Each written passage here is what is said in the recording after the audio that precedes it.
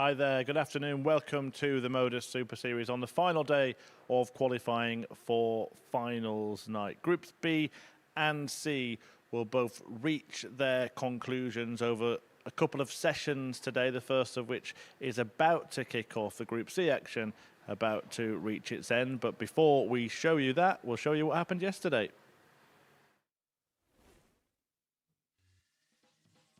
Reece Hurds struggled on his return to the MODUS Super Series. A pointless Thursday means today will be the last of the Mohican for this series. Gilbert VDM also looks to be out of the final scene. His only win came against a stranded Welshman with the aid of this fine finish. Christopher Tunders is firmly in the hunt though. 3 wins for the enigmatic German yesterday puts him on 6 points. A tally matched by Mikuru Suzuki, whose clutch finishing helped the 2-time Women's World Champion pick up 3 vital victories yesterday. But Reece Colley is one of 2 at the top on 8 points after earning himself 4 wins from 5. The former finalist is joined by a former winner, Justin Hood, who also won 4 matches before claiming he would smash everybody today.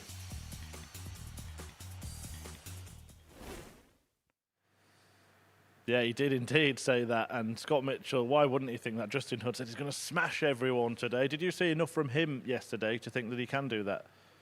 Yeah, I did, very much so, and he came in, and I think that was his attitude before he started, but he just didn't get confident enough to say it until he was top of the group. Yeah, well, let's have a look at that table then. Justin Hood top of it, level on points with Reece, Colley. Mikuru Suzuki, though, did miss the chance to join them on 8 points.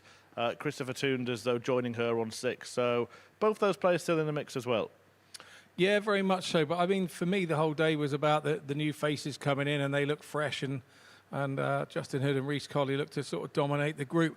Mikuru, like you say, she had 3 darts at Tunders to go up there on 8 points as well. We saw a much improved Mikuru, and starting on 0 again, it sort of gave her a new lease of life. And every time that she had a chance to knock somebody out, she did. And so we'll be looking for more of that for her today, but it's a missed opportunity. She could have made a little gap between her and Tunders in the table and made life a little bit easier for her today. Yeah, and the 2 at the top were the 2 favourites before a dart was thrown. They remain the 2 favourites if we take a look at the outright betting now in this group. So this is to win the group. Justin Hood, odds on. It looks like they fancy Reece Colley to go with him. Mikuru Suzuki maybe would have been a lot shorter had she got that win against Christopher Tunders.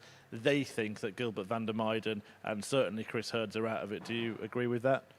Yeah, I think so. I spoke with Chris Hurds this morning. I saw him at breakfast, and he was thoroughly disappointed with himself yesterday. And, you know, I said to him, you know, it's time to now be the spoiler, and that's how he feels. It's all about grabbing some confidence to leave with.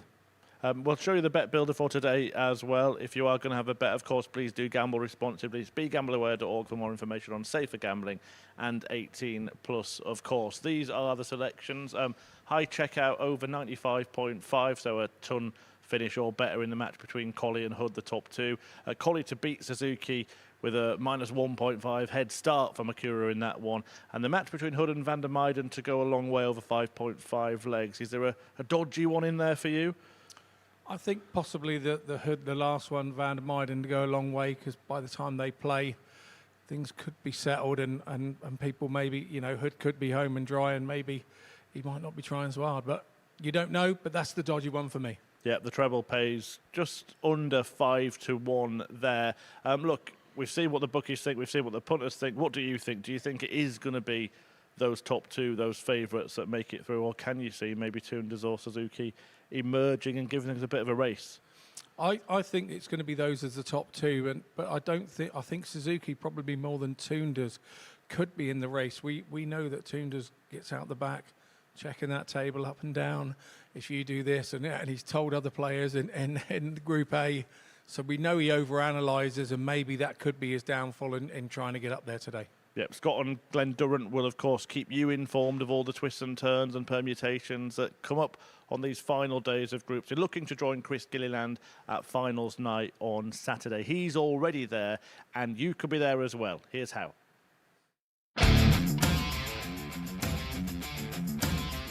Every Saturday, we open our doors for our weekly finals night. For a unique and intimate darts experience. Meet the Dart Stars and even the team off the telly. Here at our purpose-built venue in Portsmouth. Every single Saturday evening.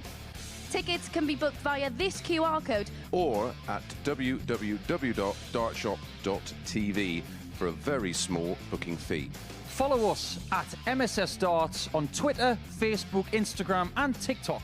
For all the latest ticketing news. All you need to do, log on, book, turn up, and the action gets underway from 7:30 p.m. So what are you waiting for? Get your tickets to the darts. We look forward to welcoming you to the MODUS Super Series very soon.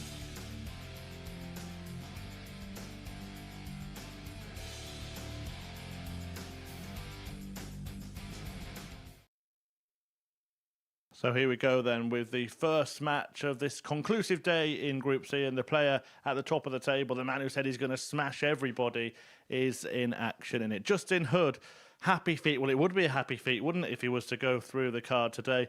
Gilbert VDM clinging on to contention by his fingernails right at the cliff edge. Is Justin Hood going to kick him over the edge in this very first match? We will find out in the company of Scott Mitchell.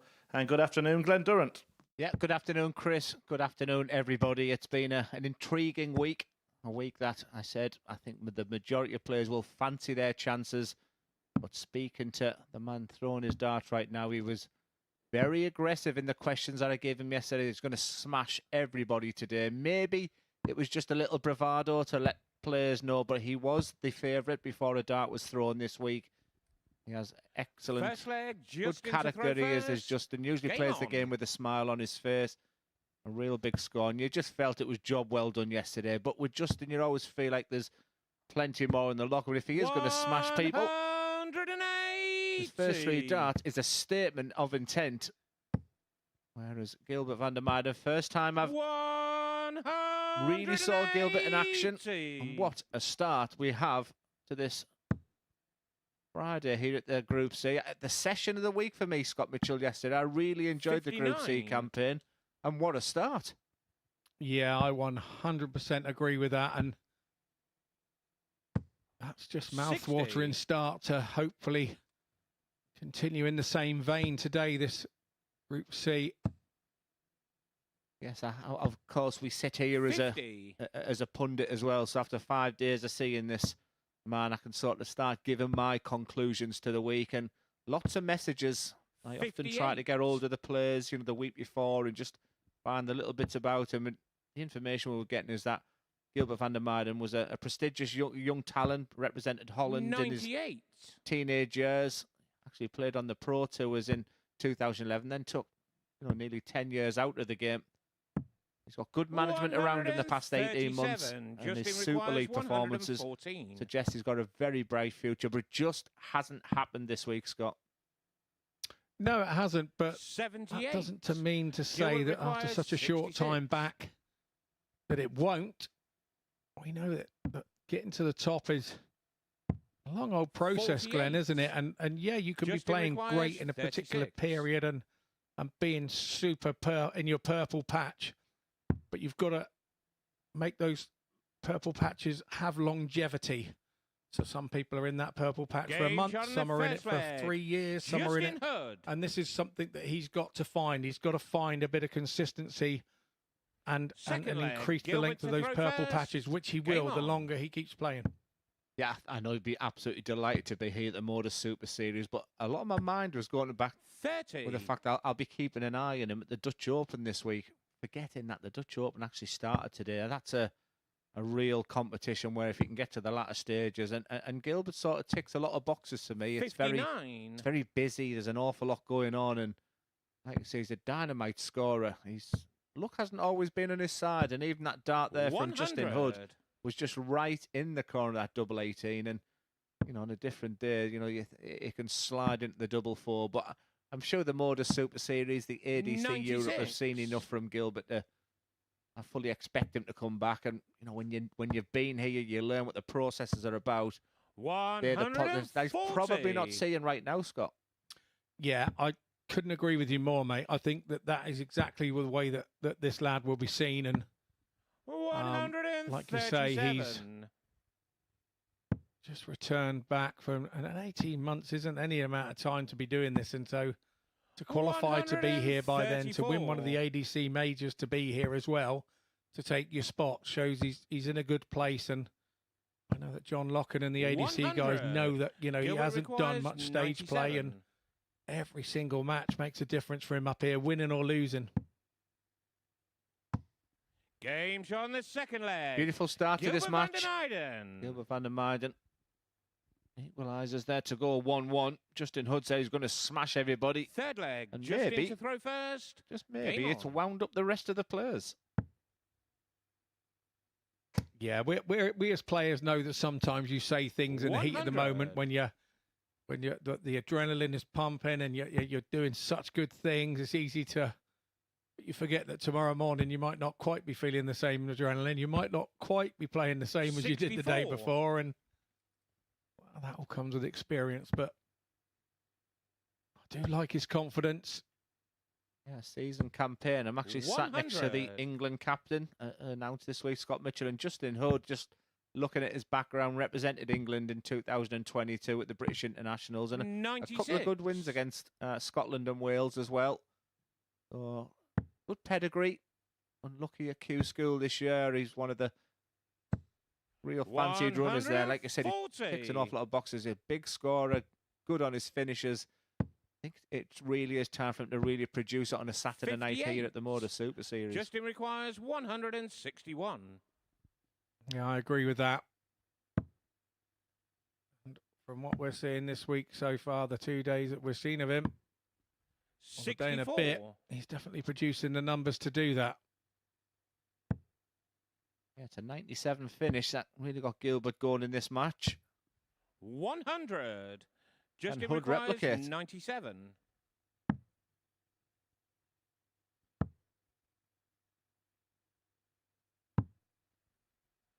$85. Nothing Van der Meijden can do about it on 183. Put the pressure on. 134. Justin What do you requires need to 12. do? But Justin Hood will fancy his chances, centre of the board. He didn't want to hit the big six. This is tough. 6. Because of the angle of the Gilbert dart for the requires left-hander, that's why 49. that was particularly tough. This, you would think, with the Game's on confidence the that he third seems to be leg. throwing with this Gilbert morning van der would go, and Meijden. that's a break of throw.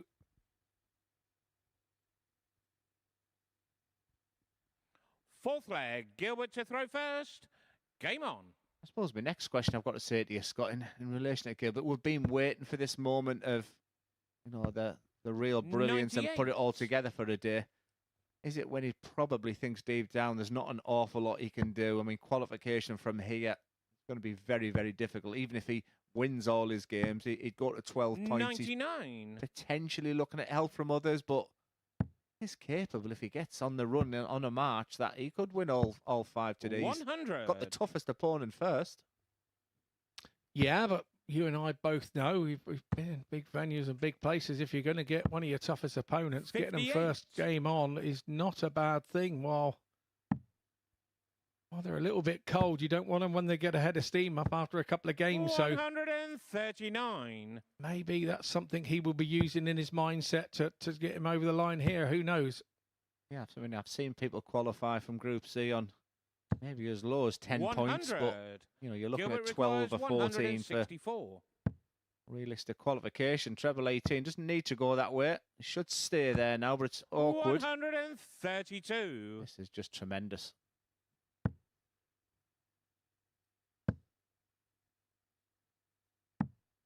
$97. So Gilbert 32 requires left after 32. 12.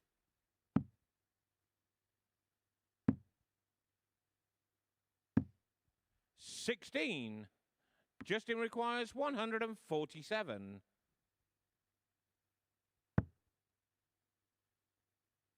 That's unlucky. 81. A well thrown dart. Just didn't Gilbert quite requires go the side of the 16. blade wire that he wanted it to. For a 3-1 lead. A surprising Game 3-1 shot lead on to the many, full but flag. maybe not to Gilbert van der Gilbert van der Meijden. Meijden. Possibly thinking to himself, these are the type of darts I wanted to produce from Monday onwards, but you can clearly Fifth see leg, what we've been Justin to saying throw all week. first. Game on. He's got the game. You just sometimes have to get used to this stage in the processes here. 100.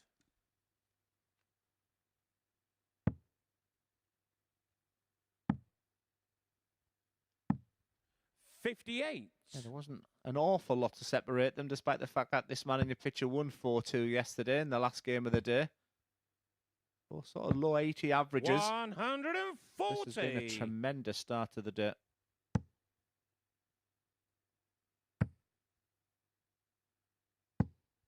$140.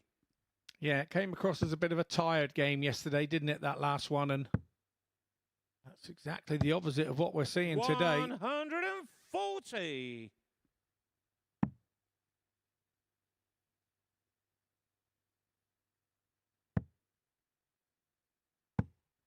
$99. Justin requires 121. That's in the hands here of Justin Hurds, so he has the luxury of starting on the centre part of the board, so 76 left. 105. Yeah, nicely manoeuvred to get that last one in the treble 20.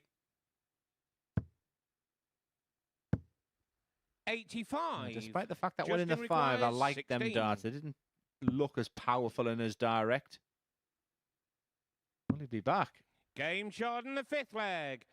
Justin Hurd. He does the right thing. He just goes to the water table, does Gilbert, because he knows he's now throwing for the match.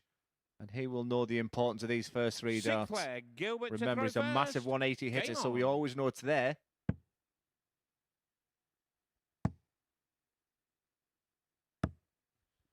$44. 24 180s is hit, but did not want that start.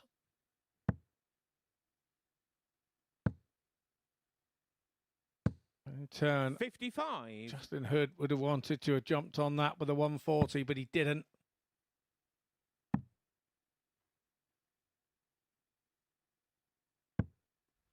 $42. Form's just deserted him with M6 stars. You don't want to give this man any opportunity whatsoever. Real important darts 58. now for Gilbert. He's got away with it with M6 poor darts. Still in the 400s. But we know what he can do. He's 25th 180 of the week. And what a time to get it.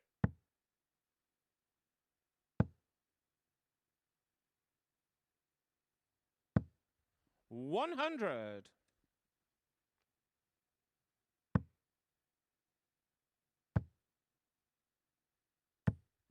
$140.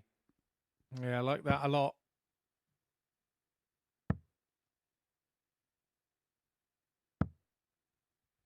$86.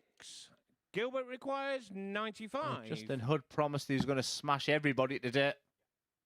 But it's been the total opposite. Gilbert van der Meijden. And set this up. He will be back, 79. remember. This opens up this Group C campaign for all the players once again, if you can see out this double 8. Not an awful lot coming back from Justin Hood, 94. and once again just uses that Gilbert time requires 16. just to get himself right.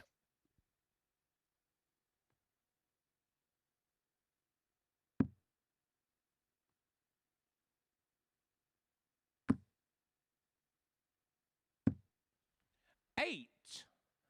Justin requires 108.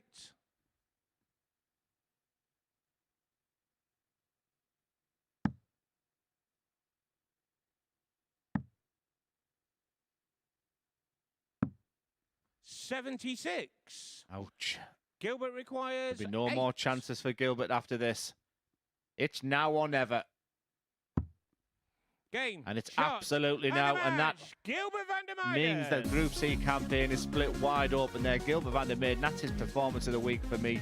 Justin Hood was the top dog in this group and promised he was going to really smash everyone. And he just says to himself, where have you been all week? He was peppering that 100 average throughout, was Gilbert van der Meijden, but gets over the line in the end. A terrific start and food for thought for Justin Hood.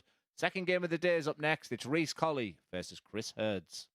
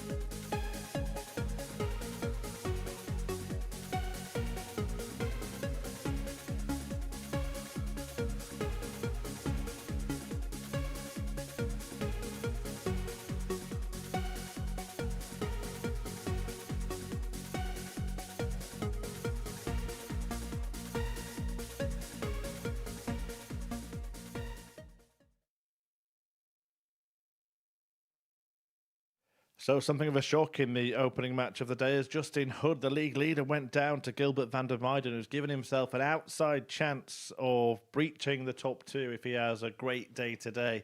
Can Chris Hurds do the same? That would be unthinkable for Chris Hurds to claw himself out of trouble, having lost all of his matches yesterday. But if he can complete a similar size scalp here with Reece Colley, the joint league leader, that would cause chaos in this group. Can Hurdsy get it done? Let's find out. I'll hand you back to Glenn Durrant and Scott Mitchell. Yeah, thank you, Chris. And yeah, the man from Prestine really should have had this fixture yesterday. He lost it 4-3, but had a couple of visits at the end to win it 4-3 himself. And he'd had such a torrid time in the games before that his mind was just not allowing himself to beat Reece Colley. And game on. Reece Colley lived a charmed life on that one, but he's been good for value of where he is on 8 points in the group for me, Glenn. 45. Yeah, he started absolutely superbly well yesterday, Reece Colley, and like I said, he got to 8 points with his B game. So I think, and just watching Justin Hood lose that match there, it's advantage Reece Colley, because I thought at 4-5, I thought Justin Hood, the way he was speaking last night, I thought that was decent value to go on and top this group. But like I said, that performance from Gilbert VDM, who, like I said, when you talk spoiler, Gilbert can play any of these players today and really wallop them. That's the kind of performances. However, when you suddenly start expecting performance from Gilbert, that's when he sort of lets you down. So it'll be 58. interesting to see how he plays in his next game. But very much all to play for now. And when we look at nicknames, I mean, I'm just trying to work out the nickname here for Chris. His nickname's Hurdy. Wonder the reason why behind that nickname. Yeah. Nearly as bad as Dozer, isn't it? If he was a farmer, I'd say Hurdy is maybe he rounds up sheep, but it's Hurdsy. Got an S with it, so I think it's just a lazy extension of his surname. I don't think there's any rhyme or reason to it. Bullseye. 85. Yeah, don't worry about those nicknames, Gleno. Chris requires 83. You ever been called Gleno before? Gleno Babbo. Only by me mum. 58. Reece requires 39. For a hold the throat. Double 16. Game John, the first leg. Reece Colley. Yeah, nicely done by Colley. Yep, solid 18 data. Just Second seems to be doing enough. And like I say, one thing I remember of Colley last time he was here is he reached the actual final on Saturday night, but I thought he brought some terrific support as well. I think 97. Robert Thornton might disagree. It was just getting a little bit boisterous at times, but like I said, I just thought they were terrific on the night and really 60. supportive towards Reece Colley, and yeah, he's not letting them down again today. So far, so good, and the in-play table suggests that he would be the first player to get to double figures on 10 points with victory here. Absolutely. 140. And now he's finding his flow with Reece Colley.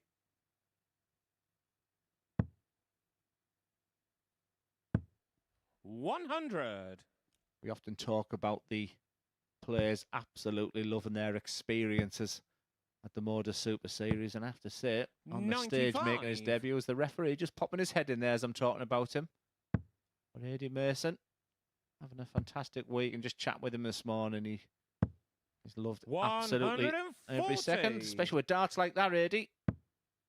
Yeah, he has. He's loved every second of it up there and enjoyed the experience. 56. Chris requires 104. A fabulous team here behind the scenes, and do our very best to bring you the pictures that you see. Reece requires 150. This has been a much better start from Chris Hurds. About to say, but so typical when you put yourself in a position when you're 90. Searching for your first win. Chris requires 41. He has put himself in these type of positions yesterday. Never really looked like hitting the doubles. It's today a new day. Game's on the second leg. Chris Hurds. Yeah, it is. Like I said, I spoke to him at breakfast this morning. We were in a local eatery, I will Third say I leg, had Reece to one more throw sausage first. on my breakfast Game than he on. did, but he said it's a chance to sort of be the spoiler today, to 85. sort of stop overthinking it and get on with the job in hand and try and get a few wins and try and throw with a bit of freedom and go home with some positivity. I'm sure Chris Hurds will be back at some point to the MODUS Super Series, because Yeah, that's what I was thinking, Scott. You want to show the 96. whether the ADC through the qualifiers or from the MODUS team themselves that you'll want to come back. He'll feel like an awfully different player if he can just get 2 100. points on the board. That win against Reece Colley yesterday, which, let's be honest with you, he should have won that match.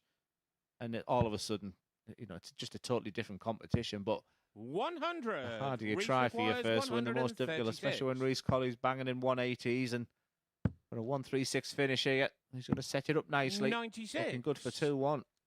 yeah, he is looking good indeed. And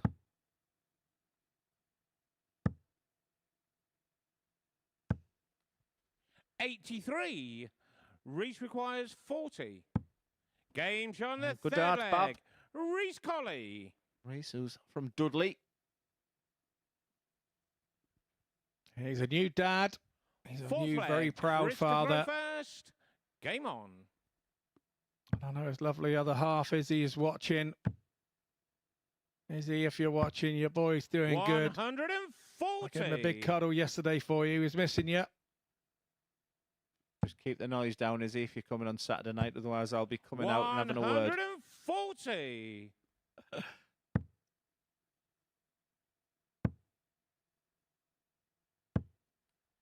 $43. Don't forget, you can be with us on Saturday night as well. You do make it special. Quite simply, just scan that QR code. That is a small booking fee, 131. but just right behind where the advertisement is between here with the atmosphere you can create. It's just that difference for the players as well of 99. played all week in this brilliant building. You are the added 5%.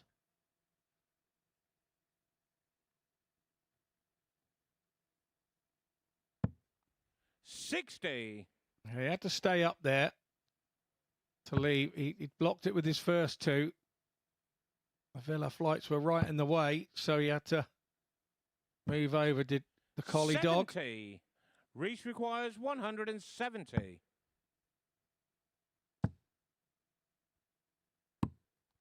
$105. Chris requires Just didn't want to say too much. I wasn't sure if that second dart was in there, Scott, but Chris Hurd needs something really special by the look of his face there. That first one hasn't got him, but 69 left. Has got options at 19s or 15s, you feel. Yeah, if we'd have flicked the camera 95. forward, we would have known whether Reece that was in or requires not, but 65. couldn't see. I think he was producer next, Scott. I don't even know what camera number it was. I was just guessing. I think it is 4. Is it? Oh, good. 49. Chris requires 54. He's 1 from 2 on the outer ring today. Can he continue that trend? Because if he Game's starts on the finding his fourth doubles like leg. that, Chris the confidence will Hurds. grow, the scoring will get better, and he'll put himself in good positions. Good game, great start to the with Gilbert Fifth VDM leg. and beating Reece to Justin throw Hood. first. Game Top on. of the table, Reece Colley. Against the bottom of the table, Chris Hurd. You think it was one-way traffic, but absolutely not after 4 legs. 81.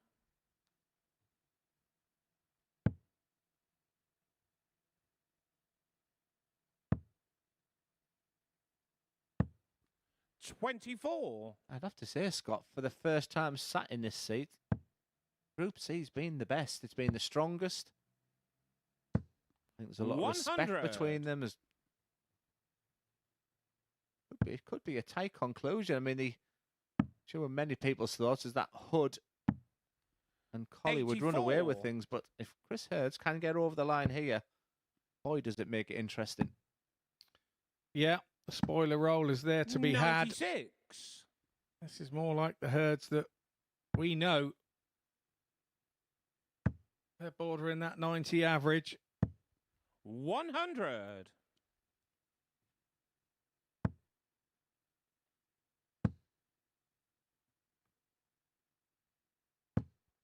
100.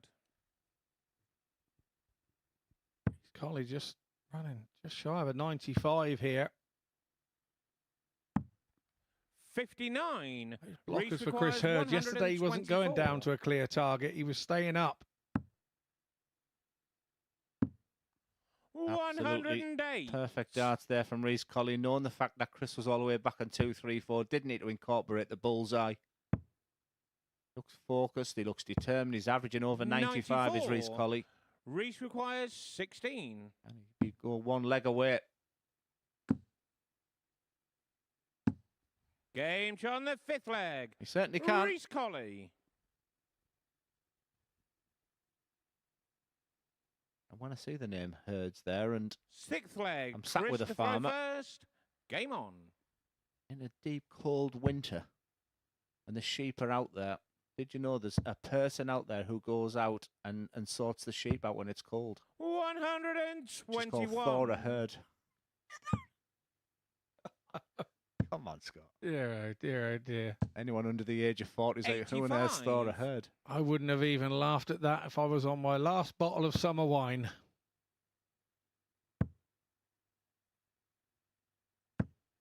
60. 100 behind, but with that first dart, we'd have expected more. Gets more. 140. Really do. Enjoying this performance here from Reece Colley this week.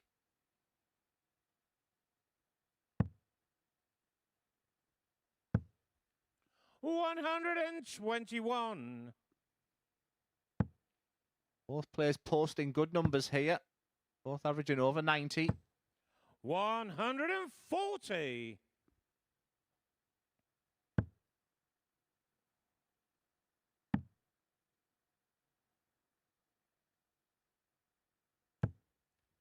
$44. Reece requires 136.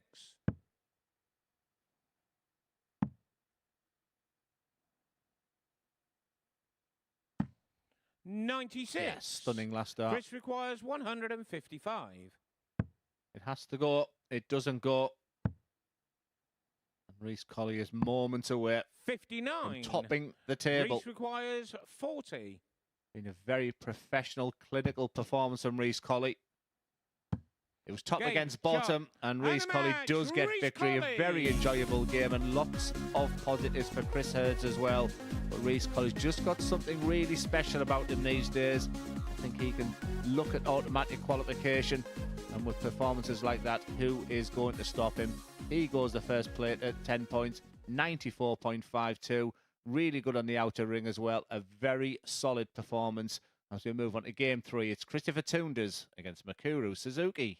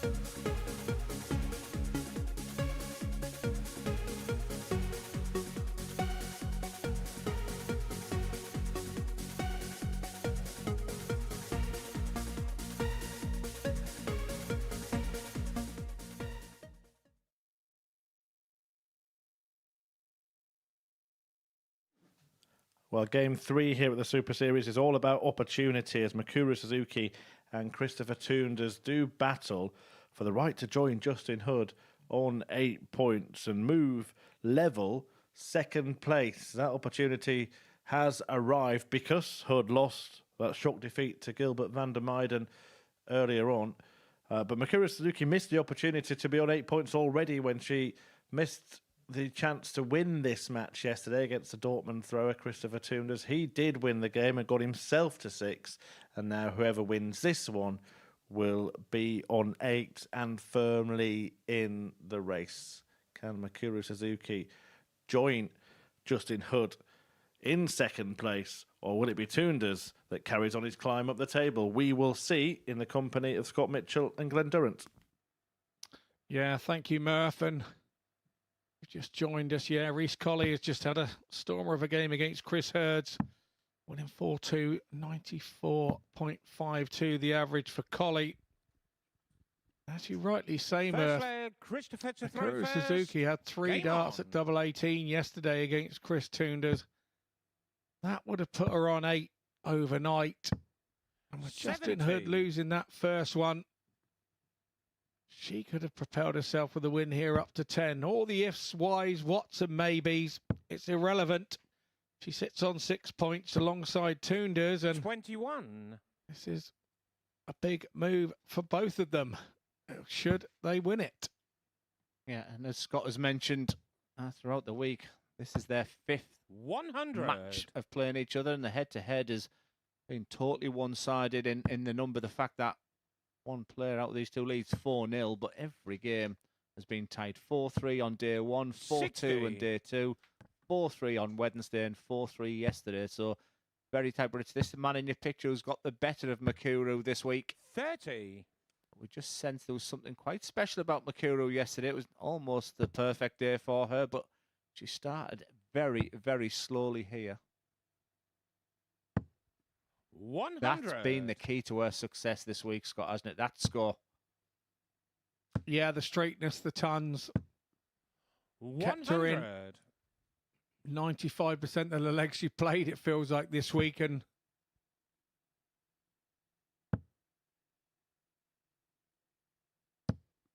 100. Right on cue. And one thing I have been sort of looking at is Christopher Tunders. I'm looking at his sort of hand alignment as well. And what I mean is how straight he is on the treble 20 bed, the big 20, because at times this week we have seen brilliance from Christopher Tunders. Winks to the camera, smiles to the camera, waves to everyone, fist pumps. But then we've had days of some real bizarre darts. Number 1 in particular sliding into the treble 12. He's prone to that lateral drift because 53. Of this extreme movement he has in his throw, but very, very likeable. That has to be said. And speaking of likeable, oh yes, what a way to start Mikuru Suzuki. A 160 finish. Huge respect there from Christopher Tunders, but inside that must hurt Scott Mitchell. Leg, Mikuru she's at it again. Game on. It was one of the games in the week she hit a 149 to take it 4-3, didn't she? With her opponent sat on a double, and once again, 100. The miracle is performing miracles. 42. I mean, she could have been disappointed with that missed opportunity to go to 8 points yesterday in a final game, but she's seen Justin Hood lose his opening match, and really that squares that off. If Mikuru can get over the line in this one, 59. She is so close to an automatic qualification spot, and we'll be looking at legs difference then. Yes, it's early, but I think one of the jobs for myself and Scott is just to keep you up to date with all the permutations. 60. While I've got Scott here, just give us a follow at MSS Darts. We're happy to chat anything darts today. 36. Premier League last night. The Masters starts tonight as well. But also we can taste Champions Week here at MODUS Super Series, and just getting to that stage now where someone will be thinking of that 60. 20 grand prize.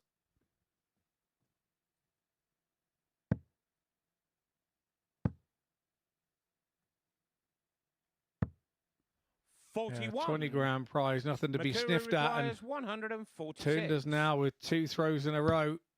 Oh, a little look at his fingers, losing the grip on the last dart.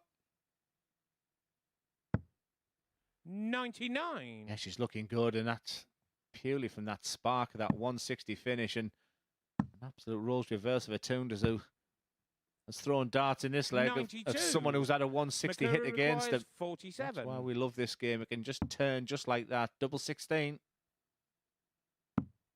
Game shot on the second leg. Tidy Mikuru finish. Suzuki. That double 16 was a very big, it was a bit of an Achilles heel for her at the start of the week, Third leg. Christopher to throw but she has first. definitely sorted Game that on. out.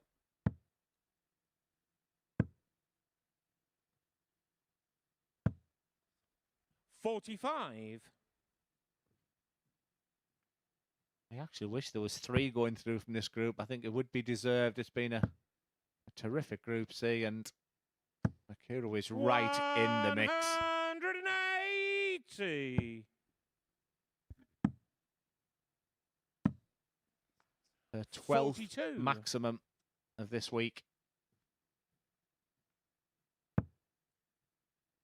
I don't think I've got enough fingers and toes to count how many scores of 100 she's done. 43.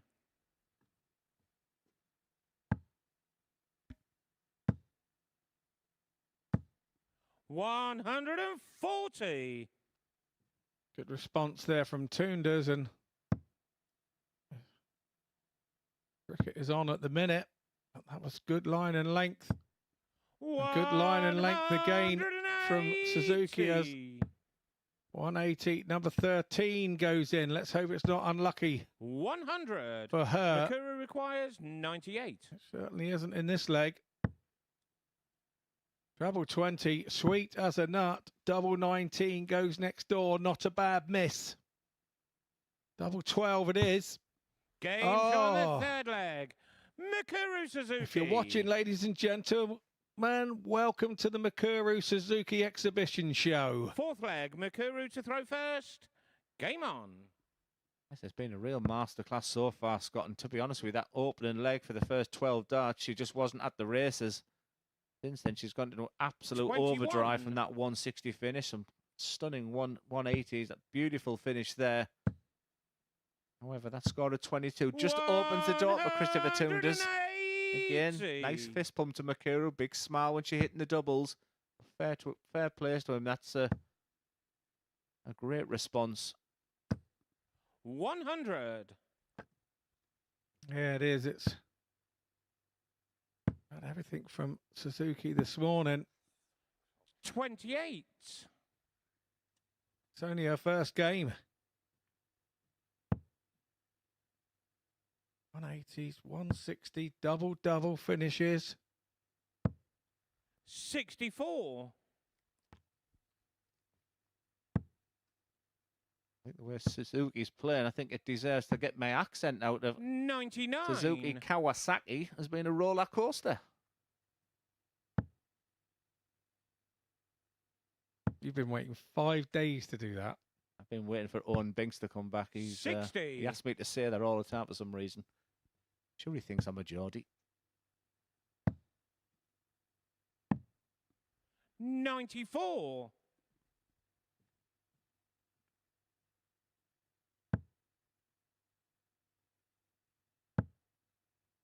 About to say this is a real joy to see her in full flow, isn't it, Scott? 2-time 85. champion of the world. Just Christopher done requires so much 100. for ladies darts as well as Mikuru. To see you producing the darts here. Yeah, very much so, and 44. sometimes overlooked. Like when the likes of Bow and Fallon around, do easily forget what sensation she was when she was coming through. 125. Yeah, still winning women's series as well. That's going to be really exciting for this year. To stay in the match. I tell you what, I 36. fear that they may be the final 3 Mikuru darts for requires Christopher Tunders. 46. As Mikuru has been 3 from 4 on the outer ring so far. It's been polished, it's been clean, it's been concise. 28. Christopher requires 20. Game on the fourth leg. Christopher Tunders. So remember, the head-to-head is yet to lose to Mikuru this week. 4 wins out of 4 for Tunders. But he had to figure there Fifth was leg. Christopher to Suzuki, throw but that first. double 18 has been Game their on. nemesis at times this week. 100. That seems to have given him a little spark. And Tunders. Suzuki cannot afford 95. go off here, because he will pounce. We know he does it. Yeah, it's good rhythm from him today. That's visually what I can see for Christopher Tunders. I sense if he's one of these players who's studying the table, etc. I have a feeling when he goes back to his hotel room, he'll be looking 38. at some of the matches he's had this week, and I think he'll realise where he's going on, because his hand alignment is a million times better than on Wednesday. 45. I guess that's why he's here. His experience, finding out about himself. Sure is. Like I say, we've seen him 60. enjoying himself. We've seen him being very serious. We've seen him throwing some of his best stuff. And we've also seen him throwing some of his very worst stuff. And 83. he's given us a bit of everything this week, Chris Tunders. Yeah, he's done some miraculous comebacks as well. The tide seems to be turning in this game, and it's worrying times for the first half for 78. Suzuki. Remember, she had match darts for a 4-0 victory. We could be moments away from Chris Tunders only being 1 behind. 125. Yeah, and that's when you're in Suzuki's position, that's hard not to think about. Trying to get a 140 here 100.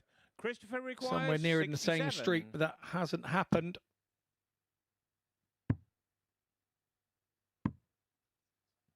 20. Mikuru requires 130. You can see what he thought of that. She's going to get another dart for the match. This time it's the bullseye. 94. Look what she's left again. That Christopher nemesis. requires Will she be back 47. for it? It's a Game's nice on the and fifth tidy leg. finish Christopher from Tunders. Tunders, because the visit before that was a bit of a bag of nails. Sixth leg. Mikuru to throw first. Game on. I think Justin Hood will be Team Tunders, that's for sure. He's the big winner if Suzuki doesn't get over the line in this game.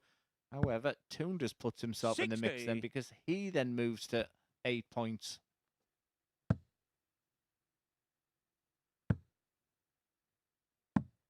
$67. Yeah, it's the advantage Hood if Tunders can get back in this, but then 140. Hood can correct a few wrongs in the next game. He's playing Chris Hurds, so 100. he'll really fancy his chances in that game. my Mikuru's got pause. I was just having a look at that and thinking he's got an immediate chance to sort of double the anguish on Suzuki if 100. she doesn't go over the line here, but she's doing well in this one on her own throw.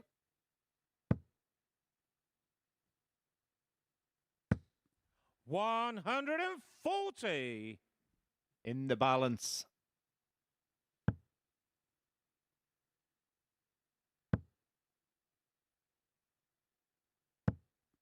$55. He's beginning to relinquish the big advantage he had. Nervy times if Chris can find another treble. $59. Well, it all switched round in one throw, didn't it? The 140 from 146. Tunders and the 55 from Suzuki. Here she goes again. Well, we saw the 160 to start. 130.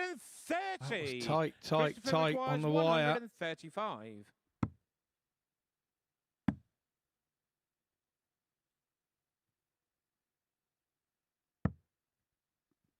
$83. We go back to that Mikuru requires opportunity for 16. Suzuki. Not the side of the board she prefers. But that is Game, plumb bang shot, in the and middle, the and a match. fully justified Mikuru victory there for Suzuki. Mikuru Suzuki. She is thoroughly enjoying this Group C campaign. Huge smile on her face, very much in the mix. And the first time this week she has beat Christopher Tunders in 5 attempts. You can just see her just digesting the result there, but 86.82. That beautiful sublime 160 would change things. Mikuru Suzuki has an excellent chance to be tomorrow night. As next up we move to Chris Hurds versus Justin Hood.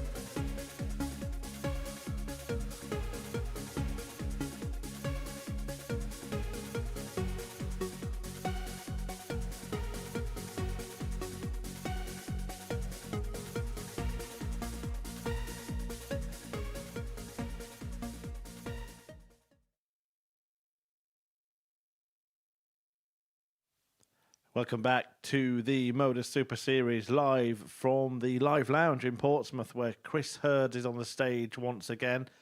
He hasn't managed to pick up a victory yet in this group. 6 games into it, and if that becomes 7, then his faint flame will flicker out. He will not be able to qualify. It's almost impossible anyway. Justin Hood, well, he made a big statement yesterday with 4 wins out of 5, an even bigger one at the end of the day when he said that he would smash everyone, but then ended up with egg on his face in the first match, losing out to second bottom Gilbert VDM. Surely it won't be followed by a defeat to the man at the bottom of the table. Adi Mason, the referee for this one, he gets the game underway, and talking you through the action are Glenn Durrant and Scott Mitchell. Yeah, thanks ever so much, Chris. It's a valid point with what he said. And he said that he was going to smash everybody, but Gilbert VDM had one of his best games of the week, and that's what it was going to take to overturn 59. Justin Hood.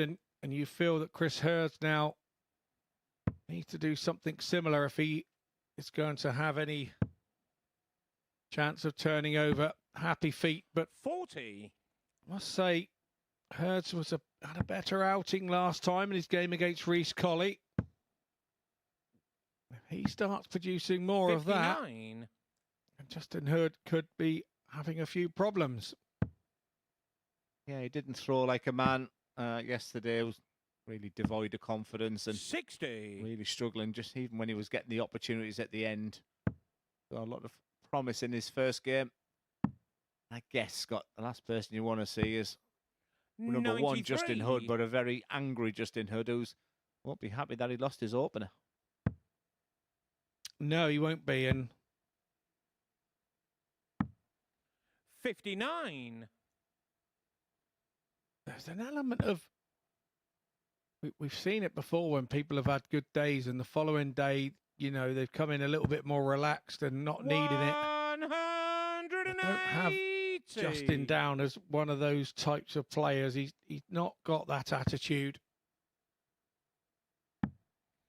59. Justin requires 110.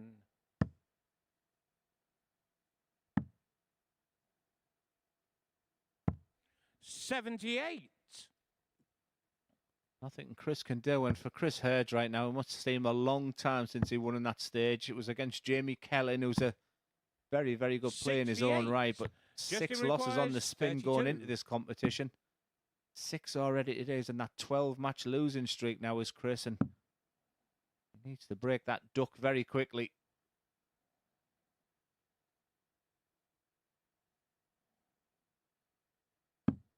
Game shot in the first That leg. seems to happen again, Justin because that Hood. was an absolute beauty of a dart.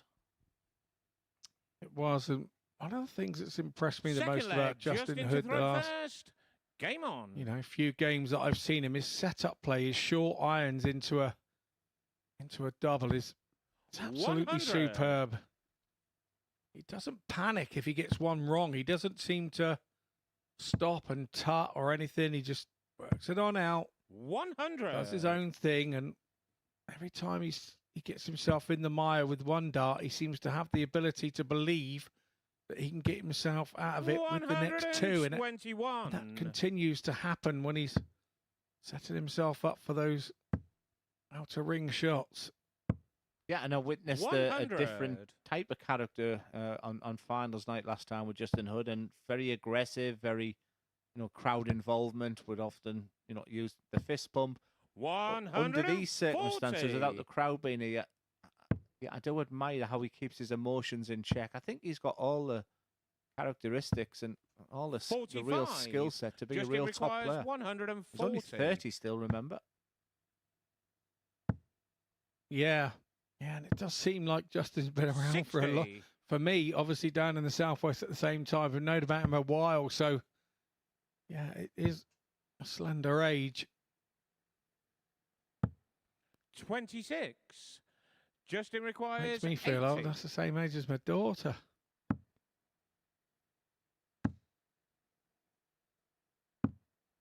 $72. Had the luxury of going the 16s route there with Chris Hurds way back on 230.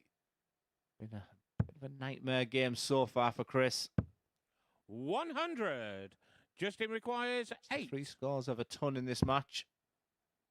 But a 2-0 lead. No score. Chris requires 130. Now then. Perfect marker. A little bit weak on the 58. second dart there. Justin requires 8.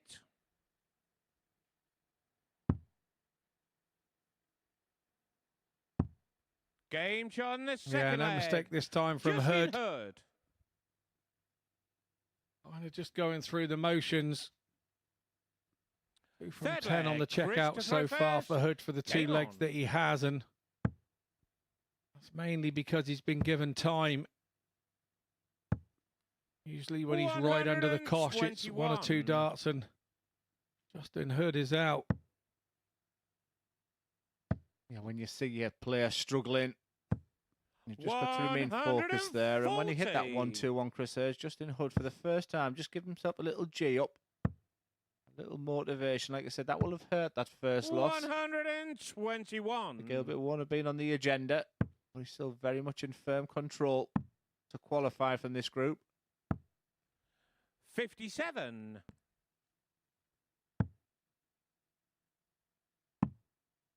Absolutely, if he 99. just continues on and does nothing silly. But with group stage events, you can start to sort of throw with safety, if that makes sense, and trying to be 134. too Chris safe and requires too precise, 160.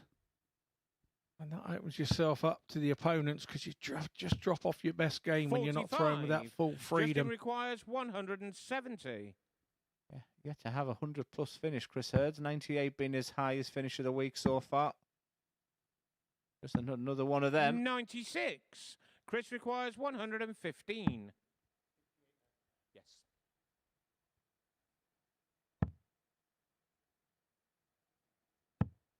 $95. Justin requires 74. With a 7th leg on the spin against Chris Hurds. Wants double top. 54. Caught the flight. Chris requires 20.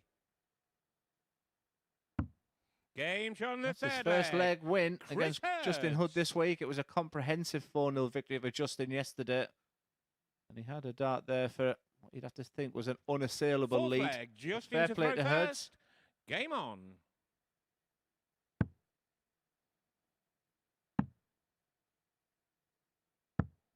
$93. Once again, little skip round the board for Justin Hurd, and he picks up that valuable treble, which was a treble 18 $60. on this occasion.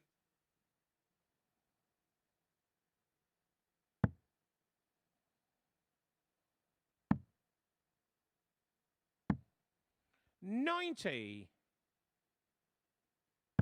And again, a last dart treble for Justin Hurd. $95. They're just beginning to get in this match, Chris Hurd, right now, and Justin Hood will sense that.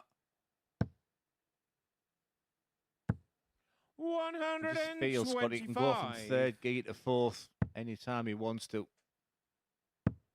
It does look that way, Glenn. He looks very calm, 100. cool and relaxed, and he doesn't ever look to throw a tight dart, does he, Justin Hurd? He always looks relaxed and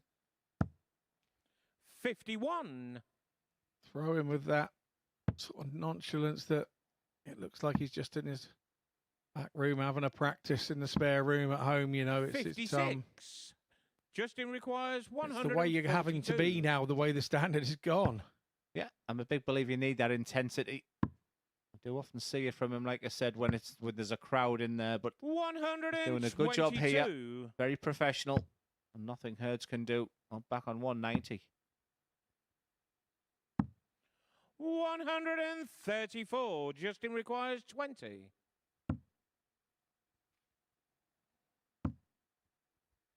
Game shot on the 4th leg.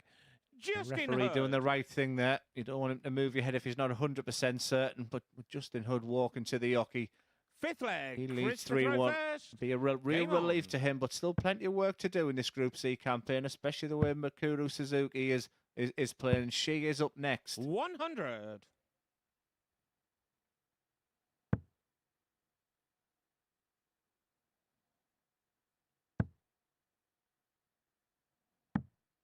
$99.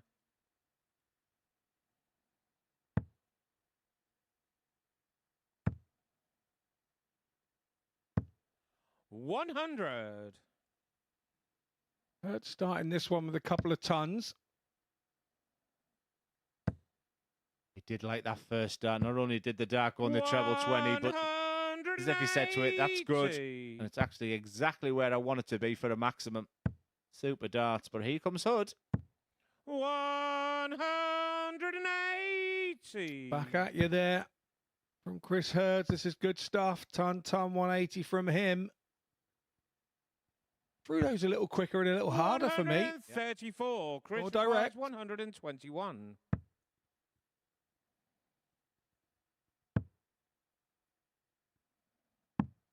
$25. Just a little Justin issue with the timing of requires that first dart. He 88. seemed to follow it with him, what we call the late release. And this is for the match. 51. Chris requires 96. So, chance then for Hurds. Stay there, a little bit of a blocker. No, he didn't. He went across for the treble, double 18, I think.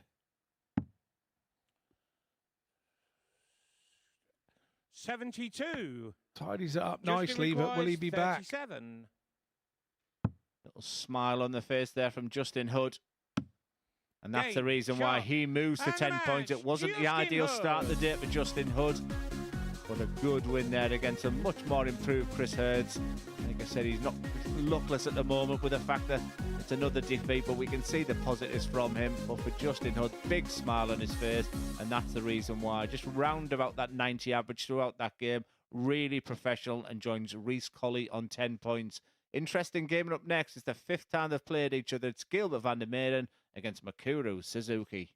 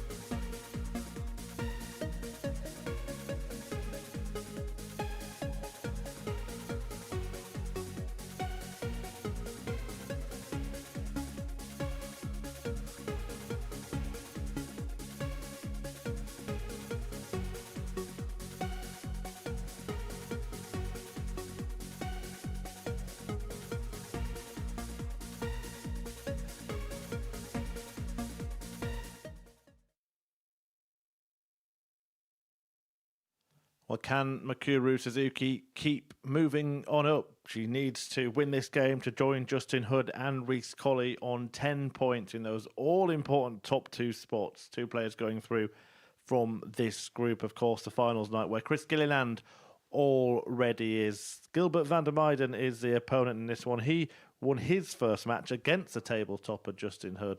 But if Mikuru can get victory here, then she will put herself in a 3-way tie at the top of the table. And guiding you through the action, it's our top commentary duo as well, of Scott Mitchell and Glenn Durrant. Yeah, thank you, Chris. And absolutely right. Mikuru can join the table First leg, toppers. Gilbert to throw first. Put Game himself on. right in the mix here. Gilbert VDM, we saw a different Gilbert VDM in game 1 against Justin Hood. 180. And we're seeing a great start from him already.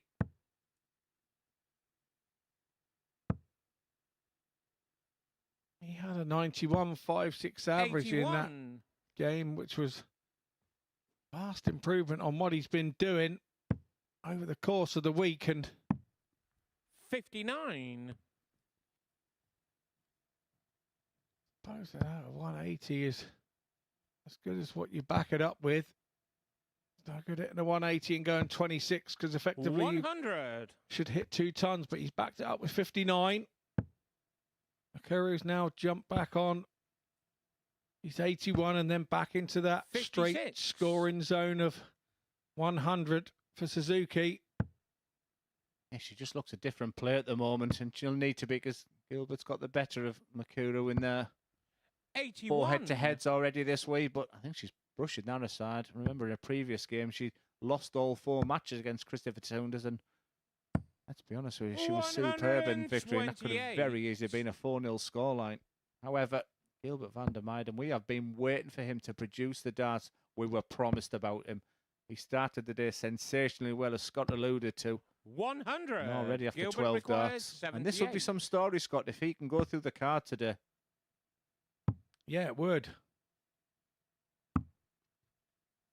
72. Mikuru requires 100. Have to sharpen up on that, because this young lady is more than sharp on these types of shots. Yeah, we saw a bullseye challenge attempt there, so I was thinking treble 14 might have been the better shot. 95. Check. Last score is 94. Gilbert, you require 6.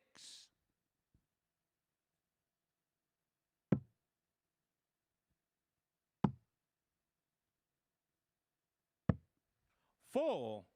Mikuru requires 45. He sort of missed dart at a double 4 now for Gilbert. That can really suck the energy out of you.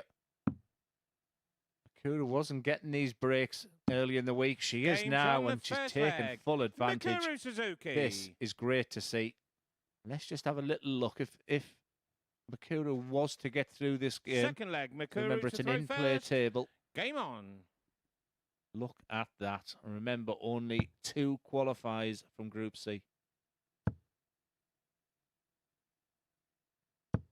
If we just have a little look at that second from the end column, that could come in, and a big win here for Mikuru. She could possibly even join Justin Hood at the top on a +10 ratio. 81. Yeah, but in this situation, Glenn, you can't think of big wins. You've just got to think of the win first and hope it's what you're looking for on the next divided section. But 60. Well, Makuru's next game, Scott, is against Chris Hurds, and then all of a sudden that expectation of being a big favourite in a match as well. But 57. good times for Mikuru. Like I said early on Monday, we didn't think this was the case. She lost all 5 games on the opening day, remember? One of the MODUS Super Series where we say players can play into form during the week. 85. Some of these Asian competitions, Scott, in the soft tip, you know, she can play all day, so there's no issues regarding being tired this week, and just seems to be getting stronger and stronger. yeah, she really is, and you know what it's like, Glenn, when you're in 160s and everything, you really feel that everyone around the 76 that she's on now is going to go, and 96. who's to say it won't? The confidence is sky high at the minute. Really consistent, so no doubt she was going to drift into 1 and 5 there. It's double 18. She's had her ups and downs on this one. 40. Is there any panic with Gilbert on 167? Let's find out. I'd say absolutely. And I'd be wrong. 97. Good setup play. Mikuru requires 36. Mikuru likes to go outside with the first half. She does miss. It gets nervy when she goes inside. That transition to double 9 is never easy for anyone. And there's the sign of frustration. I just think if you're going to miss that double 18 for Mikuru, just miss big. This is a rolled reversal from the first leg. Double 4 for a real steal. Game shot in the second leg. 1-1. Gilbert van der Meijden.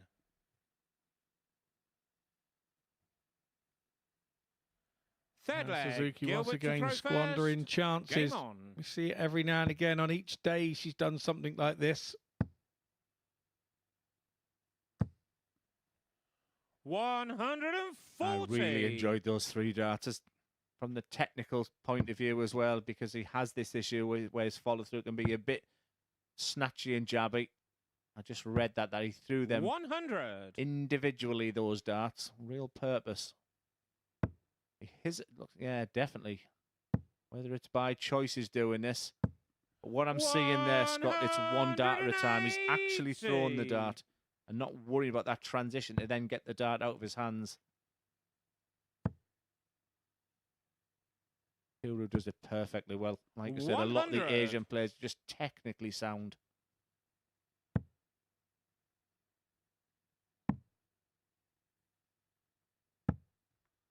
Yeah, and they have to be, I suppose, because the soft tip throws are a couple of inches longer.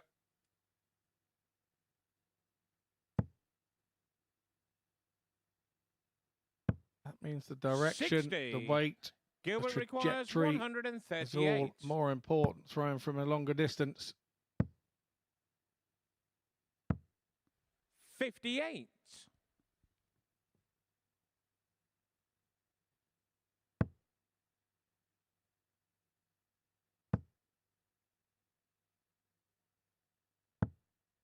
$60. Gilbert requires 80. Yeah, good moments for this man. Has that luxury of going down the side of the board. Double 16.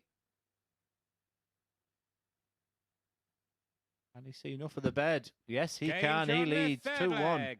Gilbert van der Meijden. Yeah, nicely gone, Gilbert. He was a bit of a robber. The first leg he won, but that is definitely not the case in that one. Lost that one from dart 1.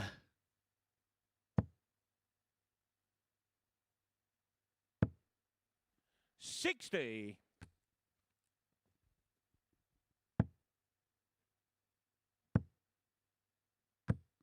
$140.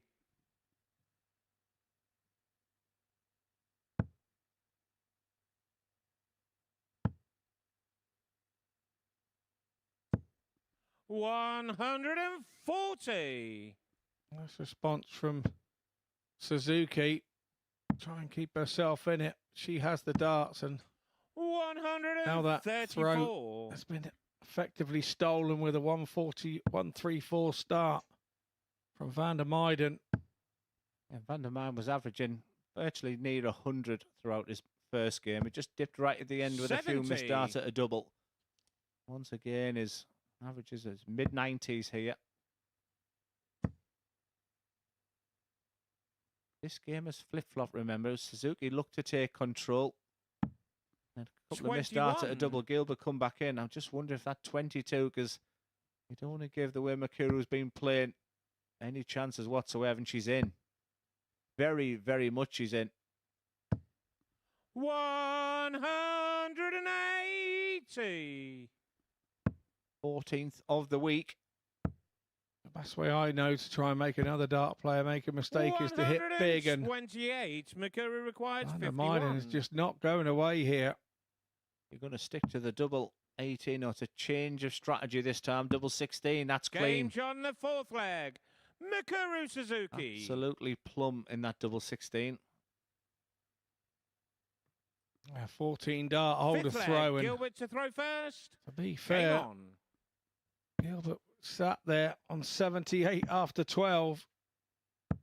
He may have also had a 14 had you got a chance, but Mikuru, no mistake on that occasion. No nervousness about that finish. It was all 60. the dart was to do was going where it was told to go.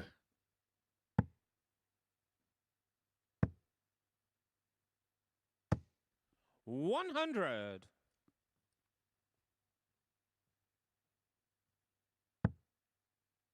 Yeah, I actually did a disservice to Mikuru as I opened up this game. It's actually 2-2 in the head-to-head, just 100. looking at my stat sheet. So the winner of this match on the overall week would be leading 3-2. 98.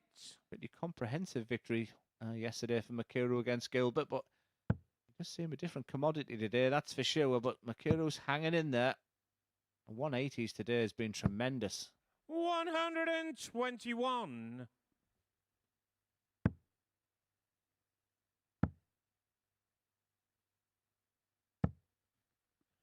$50.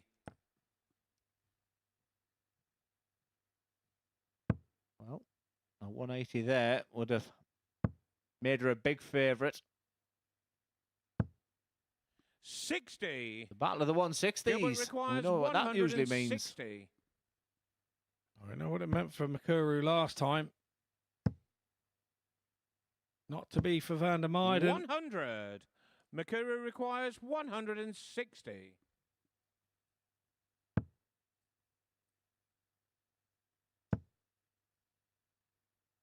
Another one of those, she'd be happy. 100. Gilbert requires 60. Pivotal moments in this match.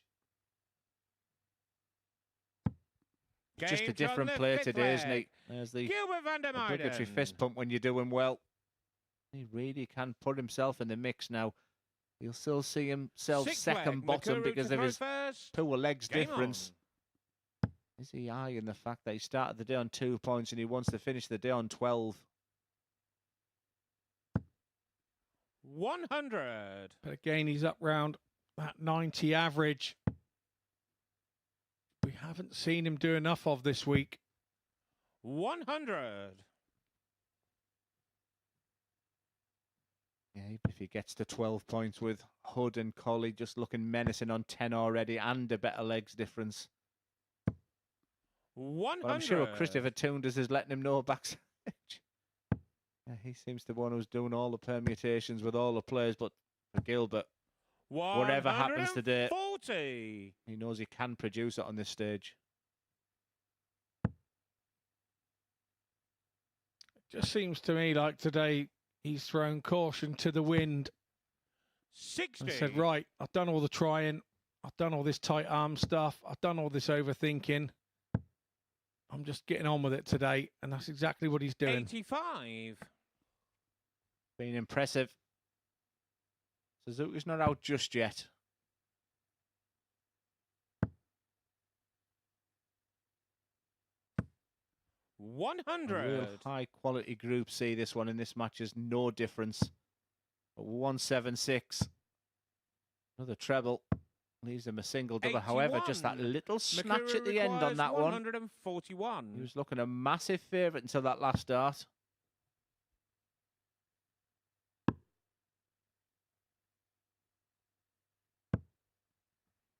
$49. Gilbert requires 95. Well, Suzuki's left there handy should he miss, but we know he likes double 19. He's gone aggressive. 76. Mikuru requires 92. You have to feel this is to save the match.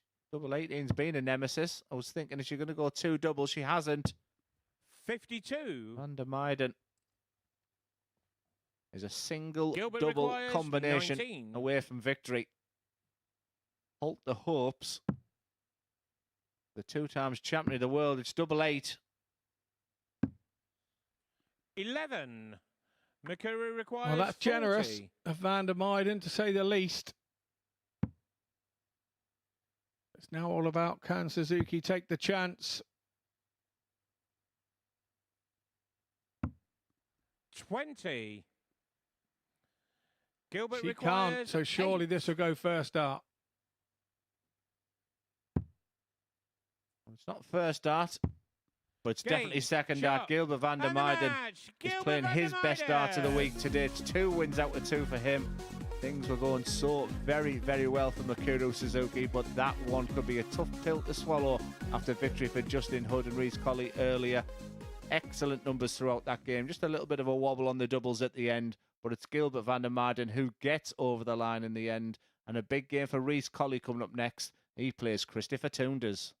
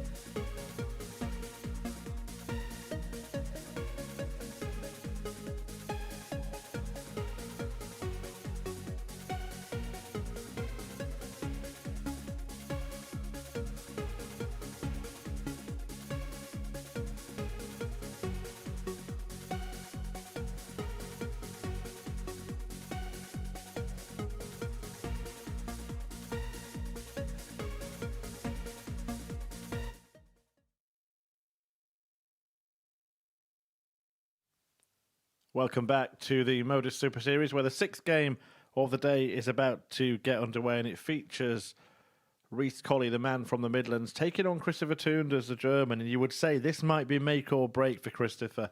If he wins it, he puts 2 points between himself, Reece, Colley, and Justin Hood. And Mikuru Suzuki, of course, is firmly in the mix as well. But if it's Colley that gets the victory, he pulls himself 6 points clear of Tunders and 4 clear of Suzuki, puts himself in a very strong position to qualify. So this match is really, really crucial to see which direction this group is going to go in today. And guiding you through every dart, it's back to Scott and Glenn. Yeah, thanks, Murph.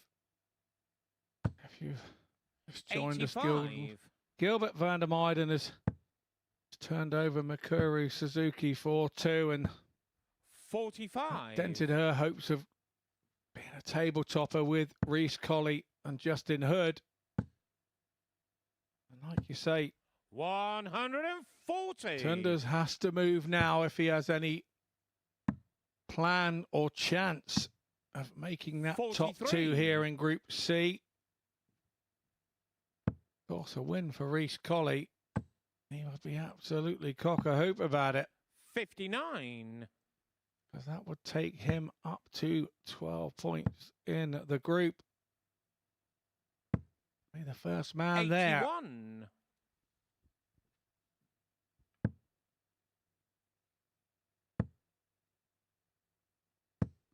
125. Must admit, I'm really, really impressed with Reece, Colley. 40. Like I said, you've got Reece to know him really well. 92. To share him with him, representing England. And I mentioned yesterday, I thought it was just maybe just a little bit too much 38. for him to get picked for the World Cup at the stage and how he was playing and with a new baby on the way, etc. But boy, is it 54. been a total opposite. He Reece just requires looks rejuvenated. 54. He got to the final last time he hit the MODUS Super Series, and the way he's playing, who's to say he will not lift that trophy come tomorrow night? 44. Yeah, it was totally the opposite for him, and I enjoyed spending time with him, and such a likeable lad. Like he said, 100. he came to me at the World Cup and said, you know, when he Reece played on the floor in the 10. pairs on the first day, his arm was shaking, on the his first leg. Reece, everything. Colley. But then he went up onto the live stream and played lovely. Yeah, he's a rhythm player, isn't he, Scott? And you just Second sense leg, that if he's Christopher to throw feeling good first. about him and there's Game no on. tension and anxiety in the arm, he's not overthinking it, like many of the really good players are when they're feeling it.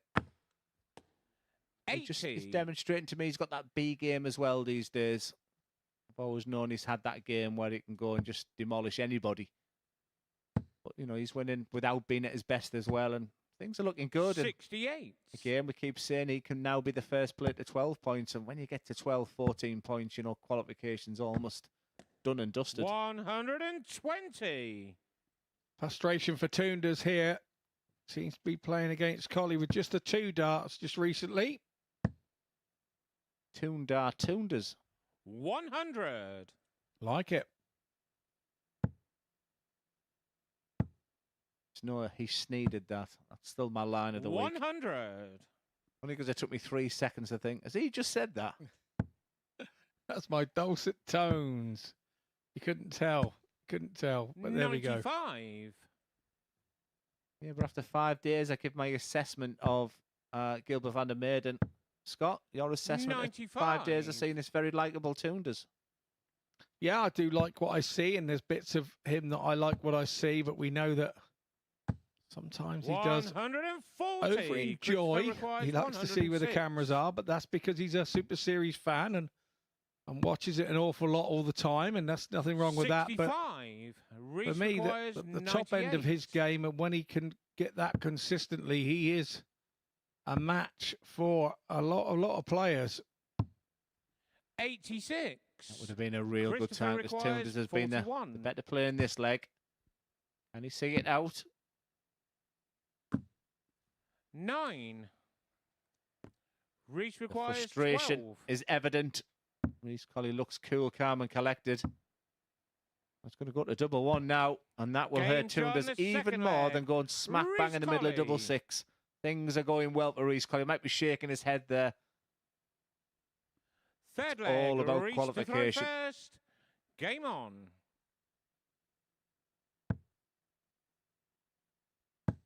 So going back to Tunders, you need to be a top player. You need to be one of those players that do special things at special times. And I believe that he has that about him. 140. But I believe also he's got to allow himself to be able to do it. And at the moment, at times, particularly in the ears, he goes a bit fuzzy and doesn't quite believe in that. He has that little special moment and special time. 96. And I think once he does start believing it, then we're going to see a more all-round player for Christopher Tunders and a very difficult man to beat. 140. Yeah, I think he's someone who'll self-reflect and look back on a very topsy-turvy week. You've got to say that at times he's looked incredible. 95. And at times he's thinking, what on earth has happened to me game? He's had a bit of everything this week as Tunders. Whereas Colley is a bullseye away from a 3-0 lead. He doesn't take it, but Christopher requires 170. there's something special here from Tunders, but he knows how to do this 170. 84. Reece requires 25.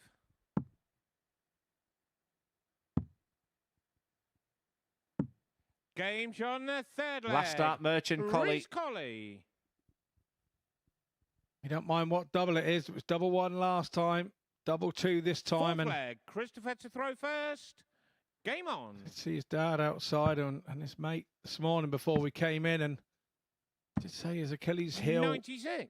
most of the time is when he's got 3 darts in his hand at a double. He doesn't always convert, and he's got to get that conversion ratio up when he's got 3 darts in his 85. hand. If it's part of a combination, usually he shuts his eyes and he's not a million miles away. But once he gets that time to think the 3 darts in his hand, once he starts getting that part right, it's going to be right up there.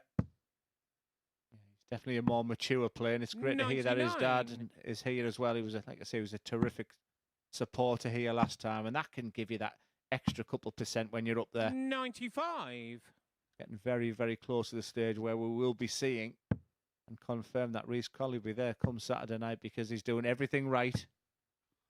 45. However, he has got a massive game coming up next against Justin Hood. In a couple of games' time after that one, that's one not to be missed. 94.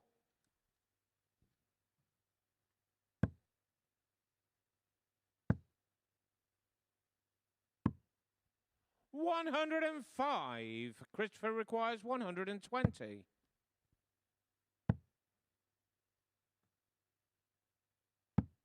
Game on the fourth Fair play leg. to Christopher. It just seemed to come alive, Scott, when he's 3-0 down.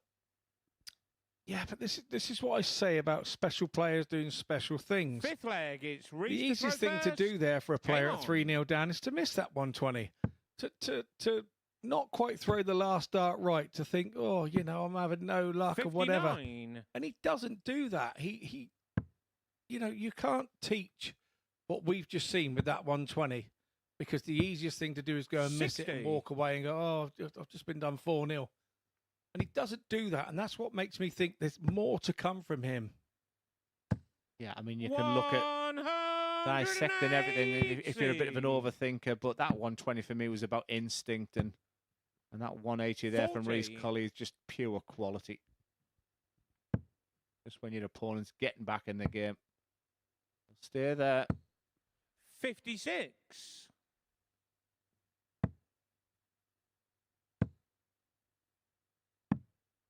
99.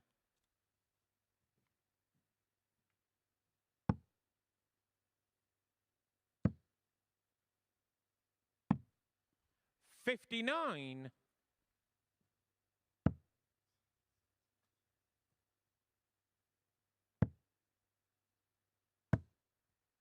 29. Again, stopped himself after the first dart, missed the big 18, chastised himself, and then followed it up with a 20 and a 5, and he stopped himself. 87. Yeah, there's not an awful lot you can do for me. It's hope over expectation now, and it's very typical when you're possibly throwing your last 3 darts. You throw your best because you're relaxed. 83. Reece 6 requires darts from the 60. score of 60. I don't think you'll need 60 personally.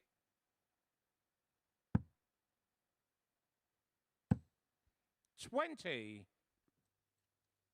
Yeah, not to be Reece Colley on this visit, but with Christopher Tunders back on 190, there's really no harm done. 95. Reece requires 40. For the first player to go to 12 points. Reece Colley is looking shot. good. Another And very that's competent Reece Colley. performance there from the man from Dudley. And once again, Christopher Tunders, the sportsman that he is, pulls his hand out there. But Reece Colley is looking very, very good. He was a big favourite sort of going in for qualification, and he's proven it on the Oki as well. Very solid around the 80, mid-80s mark throughout. Very professional. He moves on. And Mikuru Suzuki needs to follow that. She's up next, and she plays Chris Hurds.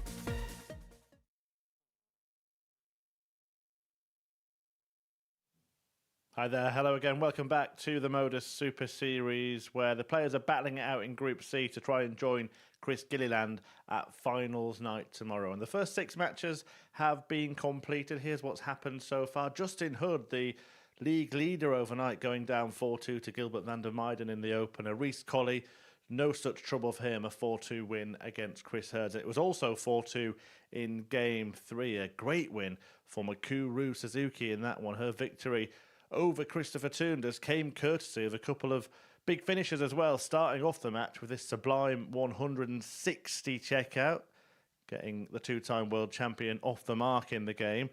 And then she managed to take out 98 as well. She did it in rather unorthodox fashion after an accidental double 7 rescued on that double 12, and Mikuru Suzuki picked up a win that's put her in the mix in this group. Justin Hood then did get a victory 4-1 against Hurds, but Suzuki went down to Gilbert van der Meijden in her next game, so she's still got work to do. Reece Colley carrying on his impressive start to the day with a 4-1 win over Tunders, and Suzuki's in action next against Hurds. She really will need to win that match to keep the heat on the top two. If we take a look at the table, you'll see her there in third place. If she can beat the man who hasn't won yet, she will join Justin Hood on 10 points once again. Of course, still has the two players above her to play in the table as well. So it looks like a race between those three. Colley and Hood are leading that race at the moment, but Mikuru Suzuki does get the opportunity, if she can beat Chris Hurds here, to join them and really keep the pressure on the top two. So without further ado, we'll get the action back underway, and I'll hand you back to our commentary team. It's Scott Mitchell and Glenn Durrant. Yeah, thanks, Murph. Yeah, great assumption there of what's coming up. We do feel that Suzuki really does need to win this one if she has any chance of going through as top two. I think if she doesn't win this one, she then starts to run out of games to score the right amount of points, and then she's relying on others to slip up. Mikuru to throw It wouldn't first. be over, Game on. but she would be looking for help elsewhere. Yeah, but I'll go back to something you said, Scott.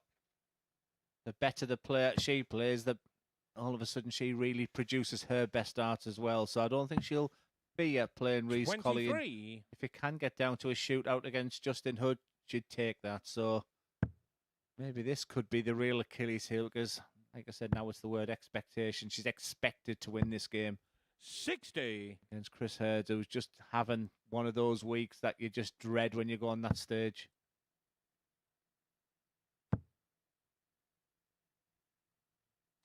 Yeah, but in turn, 100. he's checking out the Suzuki averages.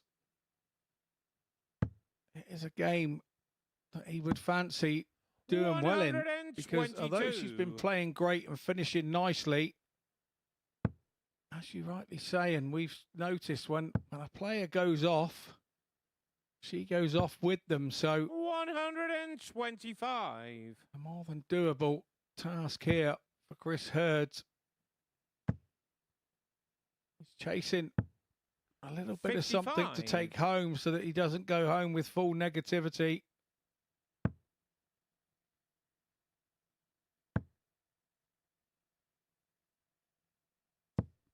You cannot 140. but take your mind back to that double 18 in a final game yesterday, because I think this is the best I've seen Suzuki play on this stage.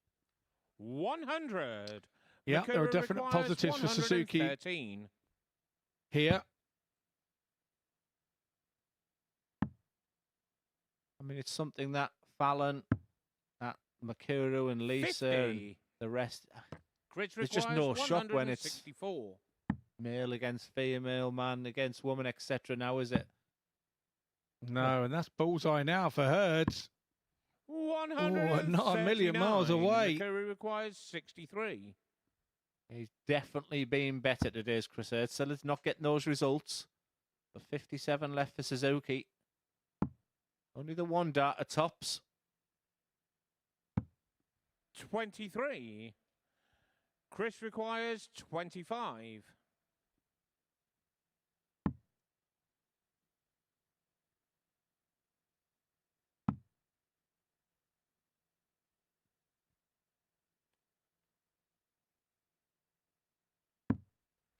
Nine. Yeah, everything Mikuru about that requires finish was wrong, wasn't it? 40. It's just, that's a shame for Chris. He's putting himself in the positions you don't expect Suzuki to miss. But this is tricky. Game shot in the first leg. Mikuru As tricky as you make Suzuki. it, Glenn. And Suzuki made that look very easy. Second leg, Chris to throw first. Game on.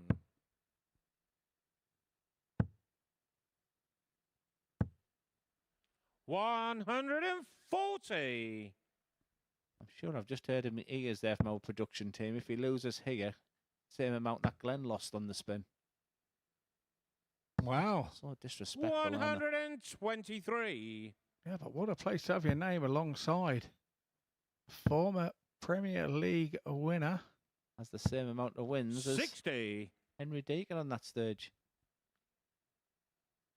He keeps reminding me, but what we don't need to remind anyone is the way Mikuru Suzuki is playing today. It's been a real 85. been a real joy in this Group C. And like I say, she can put herself onto 10 points. And the fact she's got that head-to-head to come with Justin Hood. You mustn't look by Chris Hurds. He's definitely 100. playing better, but at the back end of the legs, Scott, we seem to look at each other because we just don't fancy him seeing the games out. No, because the longer it goes on, the more difficult that is 60. to do. We've all been there. If you've been a dart player and you've been on a run, it's always difficult. And do you know what? And this is going to sound really weird. When you're a dart player and you 43. run a one and you've won so many in a row as well, you tend to lose one because you believe you're going to lose one in that period of a run. Yeah, I thought what you were going to say there was that when you get on a run, when you're winning, you just seem to win games that if you were on a losing streak, you'd lose. And I remember going back to a game I had with Robert 93. Thornton on the Pro Tour when I was on Chris requires 150. finding the game easy. And I was just hitting things in the bottom corner of doubles, last darts, and I was thinking, if I wasn't playing well, 94. I'd be losing these Mikuru games. requires And I just sense that with Chris 140. Hurds right. No matter what he does, he's going to struggle. And he's in a good position here. And then sees an opponent on 140. You'd expect to be back. And will be back. 120. But only just by the Chris width of the requires wire being back. 64. That's the point. Come on, Chris. Prove me wrong. Game shot in the second Nicely leg. done. Nicely Chris done from Hurds. Chris Hurds.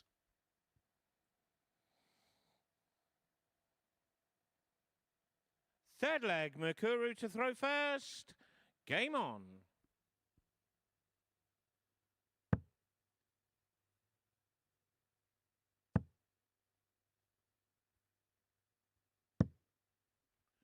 $26.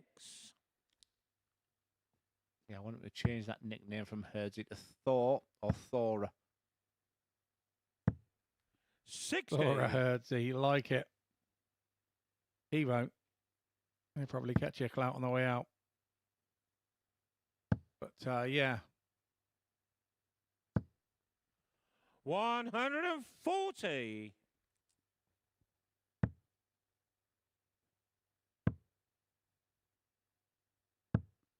$60.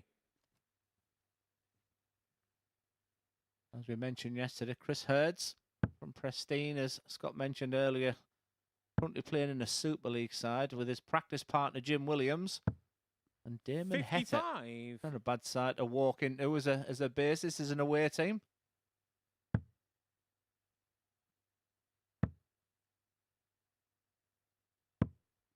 $81. Yeah, it's one of those situations where you'd see one of them, and then the other one would be at the bar and say, turn around and good eye, mate. And then you see the other one and you'd ask yourself if you'd walked into the right place. 60. Well, you wouldn't see Damon Hette at the bar, that's for sure. And if you're watching Damon, you're not having my vest either. Private joke between us. 40. No joke at the moment for Chris Hurds. Chance here for Suzuki.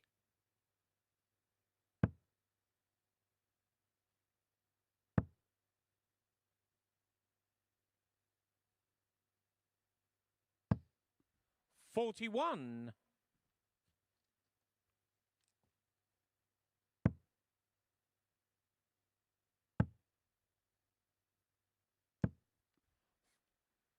$55.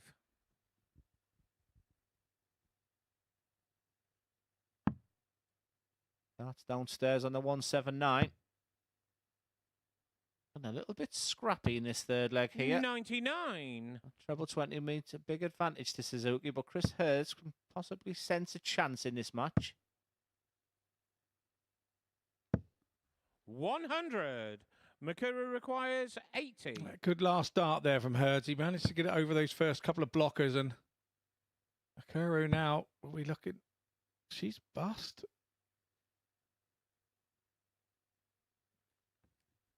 No score. But just to correct it there for the Chris referee, doesn't requires want to move his head in case 105. she's thinking that Mikuru was just navigating around the hockey there. But clearly she'd bust. 36. But nothing coming back from Mikuru Chris Hurds requires again. His 80. setup play, once again, letting him down. I don't think she'll bust this time.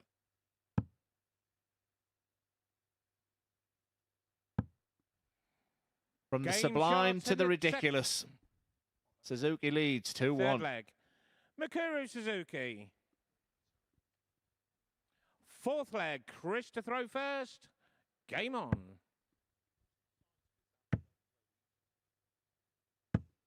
$60.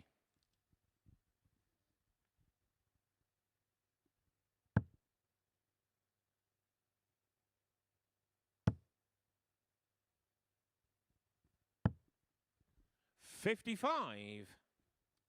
So we look at the side views of the players. We can see good time to have a look as he hits that treble 20 there. A little bit of 100. movement on the last dart there, which wasn't sort of in the game.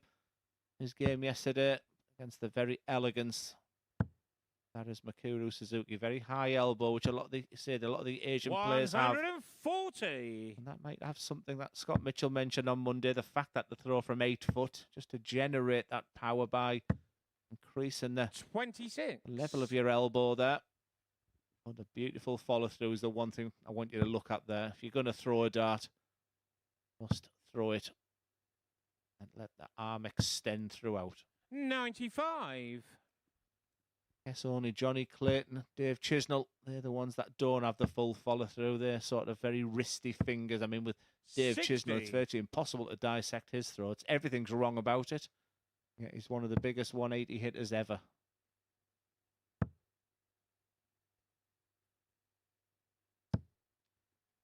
$81.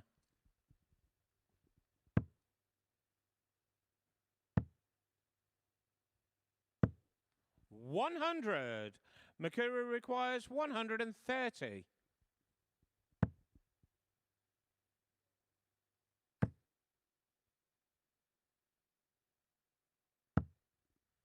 $52. Chris requires 155. Suzuki has left the door open a little here for Hurds, but he's going to need more than a treble 1. 43. Hasn't been able to do that, Mikuru so requires still advantage 78. Suzuki here. She's turned the throw. 20 for tops here. 38. Chris requires 112.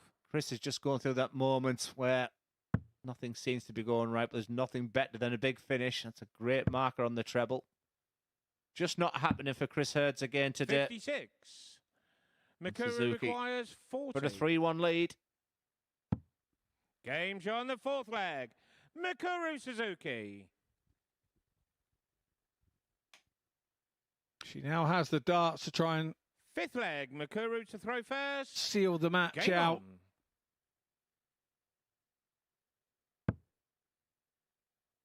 Yeah, and I think when you get a player which is sat on 0 points, what it does then, it congests the rest of the group. 47. But we still have that interesting sort of scenario right now where you sense it's 2 from 3.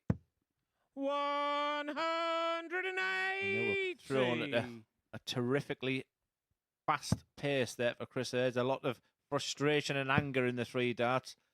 And then you think to yourself, finally, I know what I need to do. 60. Play a little bit quicker.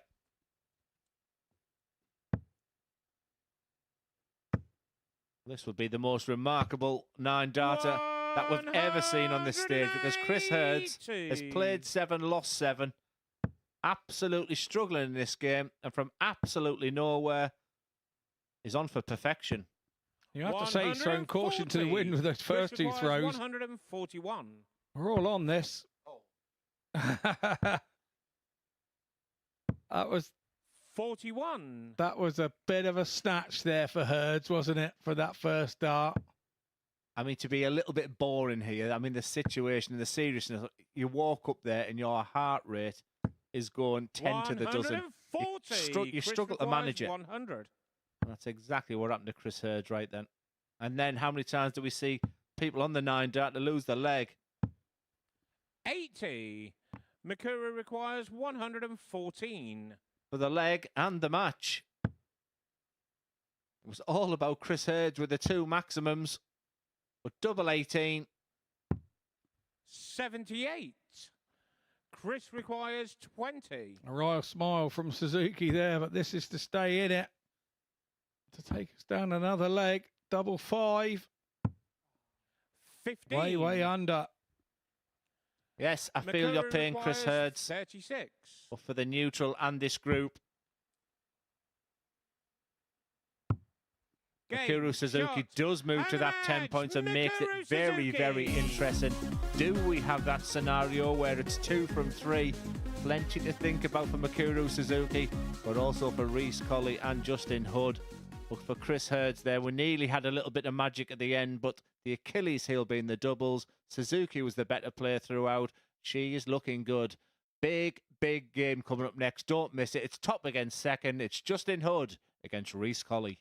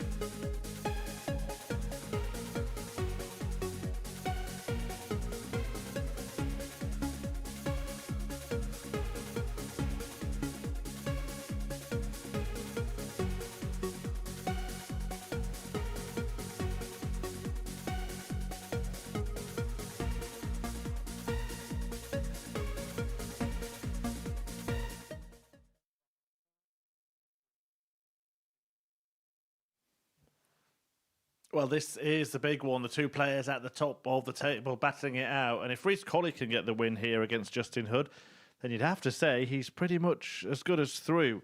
He's the one on 12 points, the Midlands man in the blue shirt.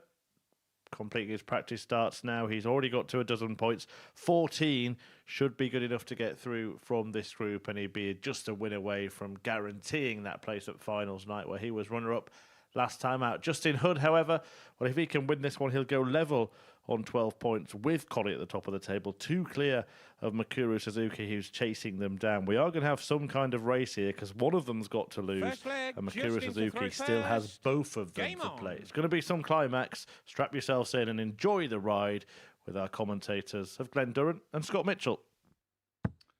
Yeah, thanks you, Murph. And 140. I have to say, this is the game we were looking forward to today. We know these two are at the top. Is it advantage Colley because he's got 2 more points, and Justin Hood really needs to have those off him to get up there with him? Yeah, it was a tremendous performance from Justin Hood in this game between the two top protagonists, and you just sense it's more of an important win for Justin Hood. I mean, he's playing with a bit of a smile on his face there because 100 those first 3 darts, but I'm rest assured it's business in this match totally, especially the fact that Suzuki is right behind 57. Just only on legs difference at the moment for Justin Hurds, so I just feel he's got a bit of breathing space as Reece Colley. Not as important, but he also knows victory 60. here. It's all done by the shouting. Yeah, exactly. We are now getting to the 96. point where players are running out of games to catch him. It's not about the second person catching him, it's about the person in 96. third, Justin if they can catch him. And 110. he would have 14 points to the others having 10.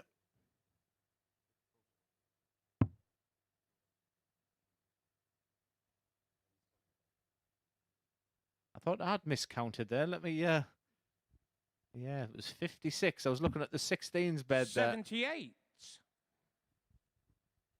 But no dramas. Colley back on 208. 100. Justin requires 32. For an early Games lead. on the first leg. Justin Hood. And again, just for the psyche, this is a potential final on Saturday night. I think that's the way I would Second address leg. this Reece game. to throw first. I said Justin Game Hood on. did produce victory. Both represented the country, remember England. Both will see that they're the biggest rivals in this Group C. 60. And you just sense that little bit of intensity in this match.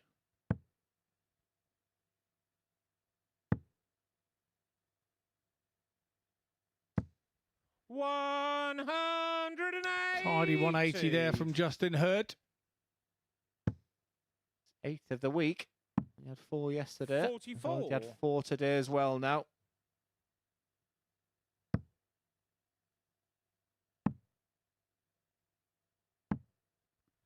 $37.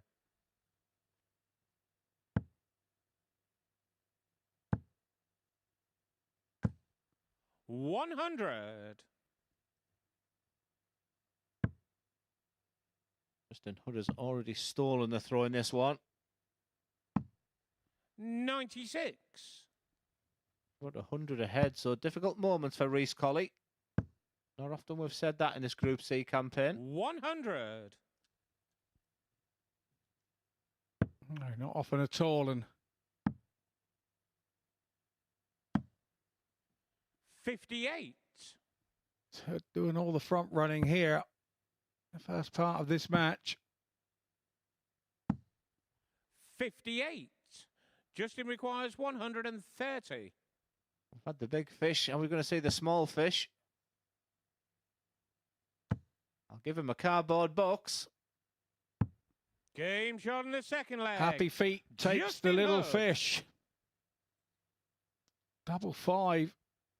Acknowledgement there from Third leg. Colley Justin dog. to throw first. Game on. As we say, the camaraderie between the players out in that back room is always very, very good, and that's nice to see that there's 99. just a little bit of respect between the players when one of the others does a nice and tidy shot like that. And this is what your 59. live table looks like. And the next game for Mikuru Suzuki is against Justin Hood, so just stick with us. 180.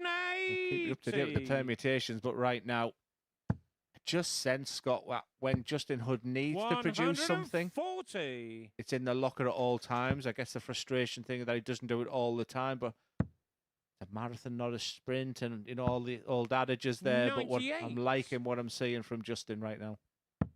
Yeah, once again, I totally agree. He seems to have every situation 58. covered to a certain Justin requires extent. 124.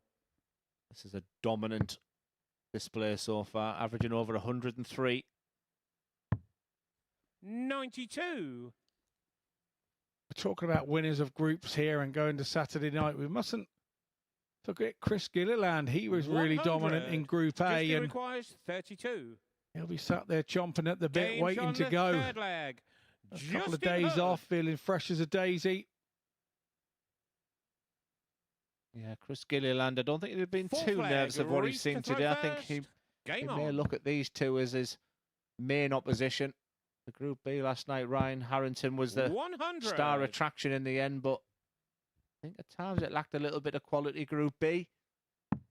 Yeah, I think Chris Gilliland's probably sat just thinking, 93. I can win this competition. Again, we've said it all week. It just, week 11 is just one of those weeks where I think all players are thinking, that's not a bad time for me 40. to make my first victory here.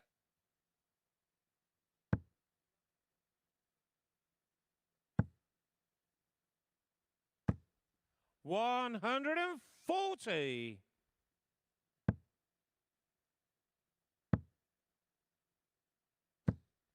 $140. I think Colley would be disappointed with his performance here. He just hasn't quite managed to find those trebles with the 98.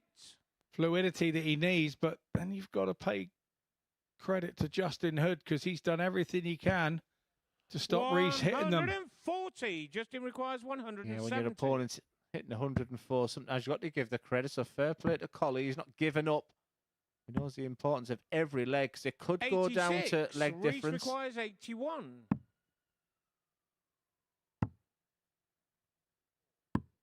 Game shot in the fourth leg. Reece Colley. That's absolutely beautiful. Fifth leg, Justin to throw first. Game on.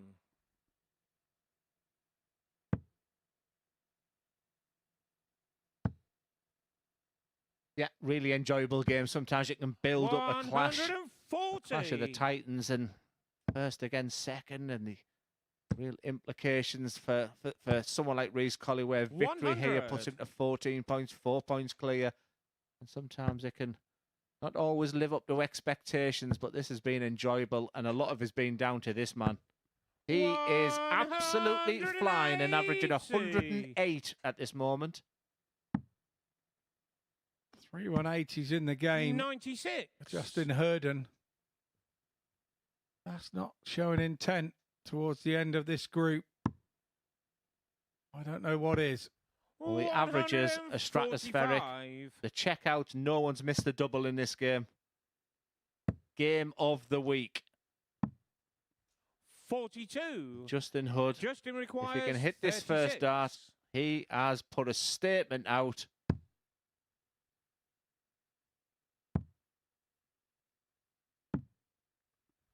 $20. Decimated his average, hasn't he? But what a performance this has been from Justin Hood. You'd have gone for the 99 there just for the average, wouldn't you? 16. I think a lot would. I think that's what impressed me most about that. Game, But that was an shot, exceptional and a match. performance from Justin Hood. He took on top of the table Reece Colley and produced a staggering performance. The best performance of the week. And both played their part. And Reece Colley will go back and dust himself down for a huge game coming up next for him. But just look at those numbers on the left. 105.26. The best average of the week. Superb on the outer ring. That 130 finish. Justin Hood, that was superb. As next up, it's Christopher Tunders against Gilbert VDM.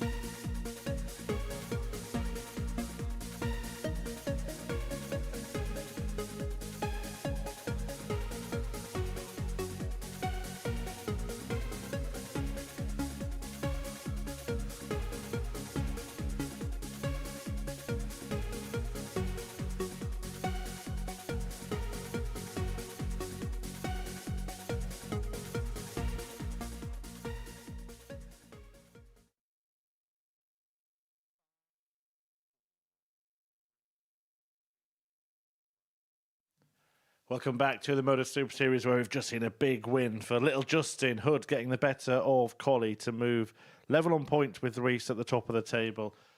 And now we turn our attentions to some of the other players in the bottom half of the field. No opportunities really now to breach the top two, apart from Mikuru Suzuki, and whoever loses this match will be confirmed as out of this week's proceedings. Gilbert VDM takes on Christopher Tunders.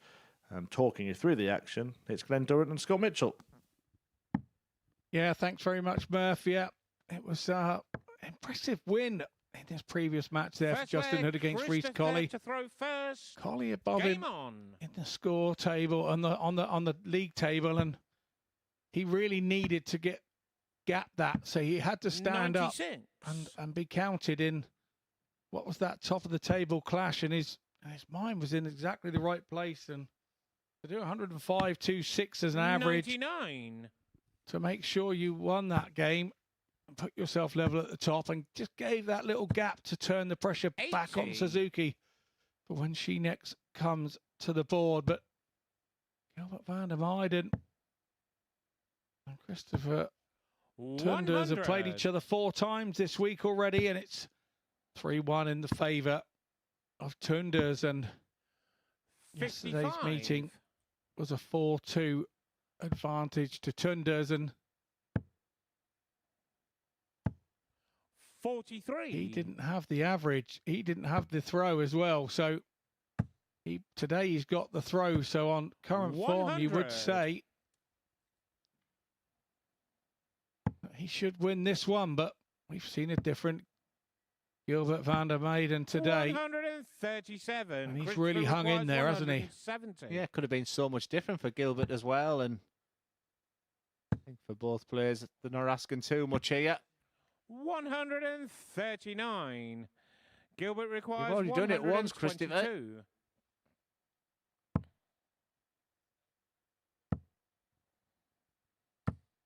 90.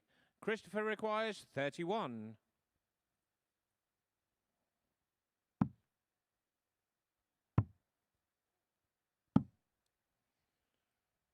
No score. I mean, the likelihood is now the player's going to qualify now. Takes something incredible for him to get to 12 points. And with players on 12 points already, 24. He just senses a bit of smile on both the faces 31. Here.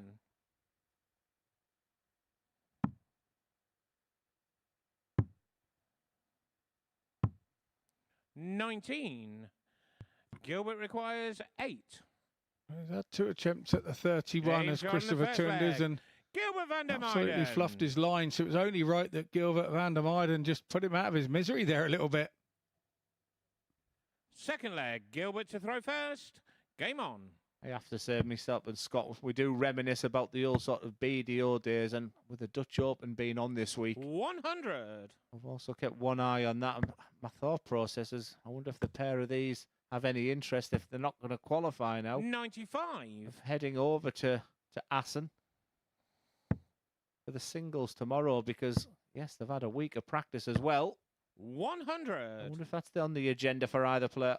I think Christopher's openly admitted that development 2 is where he wants to see where his game is in 24. 140. Maiden very prolific on the Dutch scene.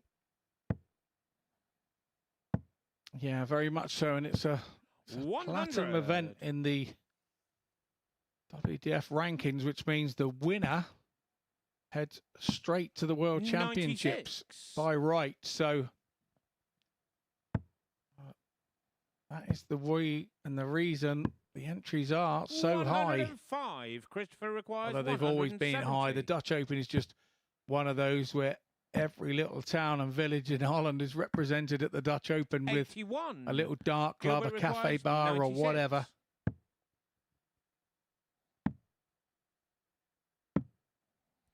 Well, the Leicester spotted double 17. I thought he'd actually miscounted there, but fair play to him. That was the way to do a 91 finish.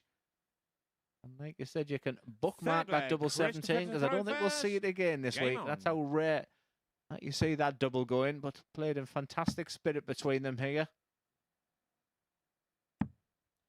81.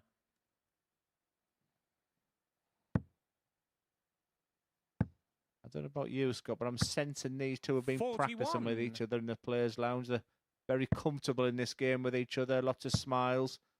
What a incredible amount of determination to succeed. 180. Yeah, exactly. And say if they continue on, they will be looking to 140. play each other an awful lot of times over the next 8 or 10 years if 140. anything that you and I went through is to go by. 140. Christopher requires 100.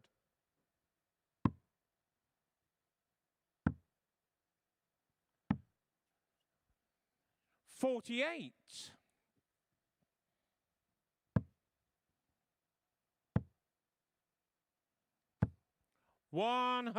Yeah, lovely setup play there from Gilbert. So 52 needed. It's tops, no messing about with bulls this time.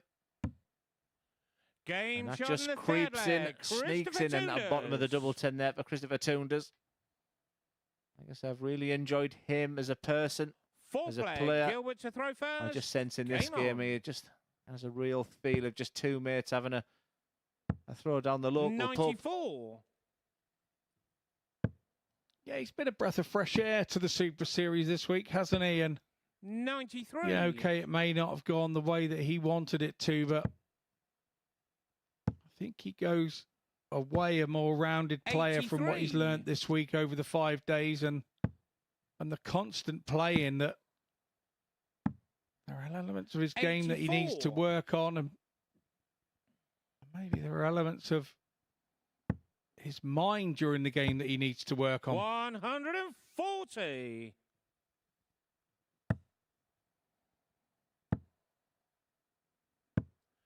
$55.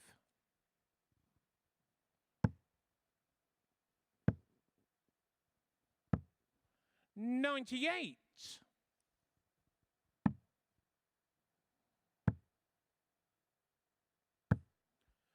$59. Gilbert requires 86. 68 left. 54. In the end, it was sensible play, but maybe the second dart could have gone for the treble 20.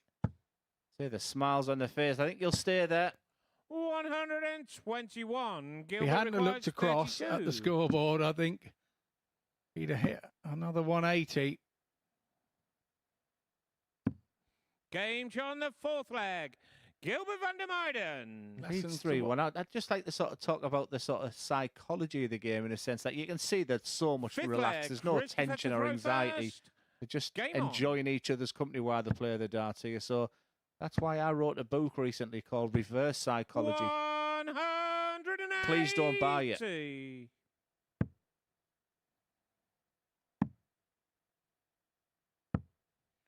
57. I remember a while ago that we had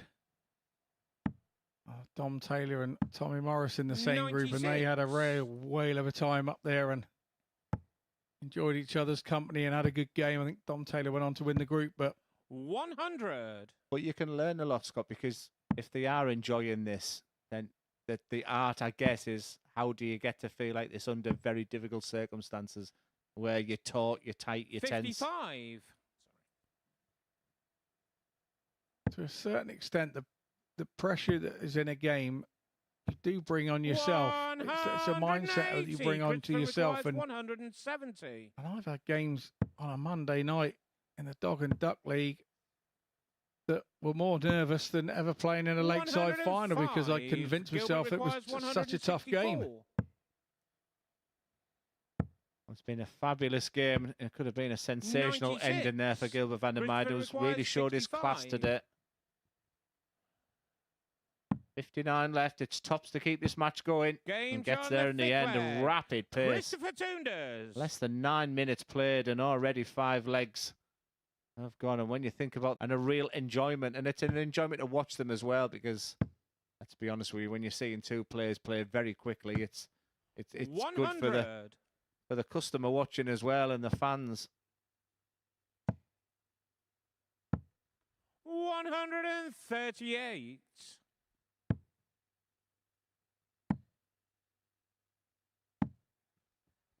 71. Gilbert requires 72. Well, he's at 28 180s this week, but it's been his doubles which has Game, been the problem, but shots, not this time. and the It's match. double to end in a Gilbert very, Vandermeiden. very enjoyable game between two friends now.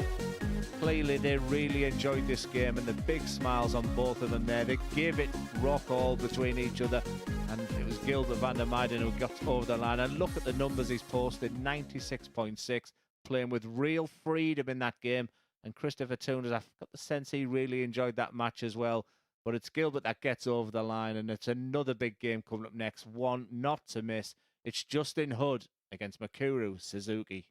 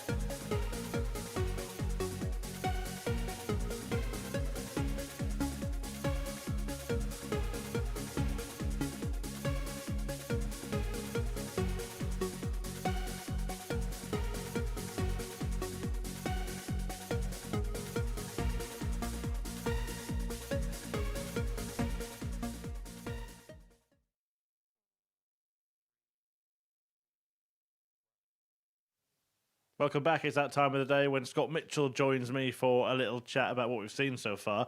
And what we've seen has been pretty good, hasn't it? Exciting day. Yeah, Group C was exciting yesterday, and it hasn't disappointed today. Yeah, there we see the results on your screen right now. And the man, really, of the moment is Gilbert Vandermeiden, winning all three of his matches 4-2. Where's this come from?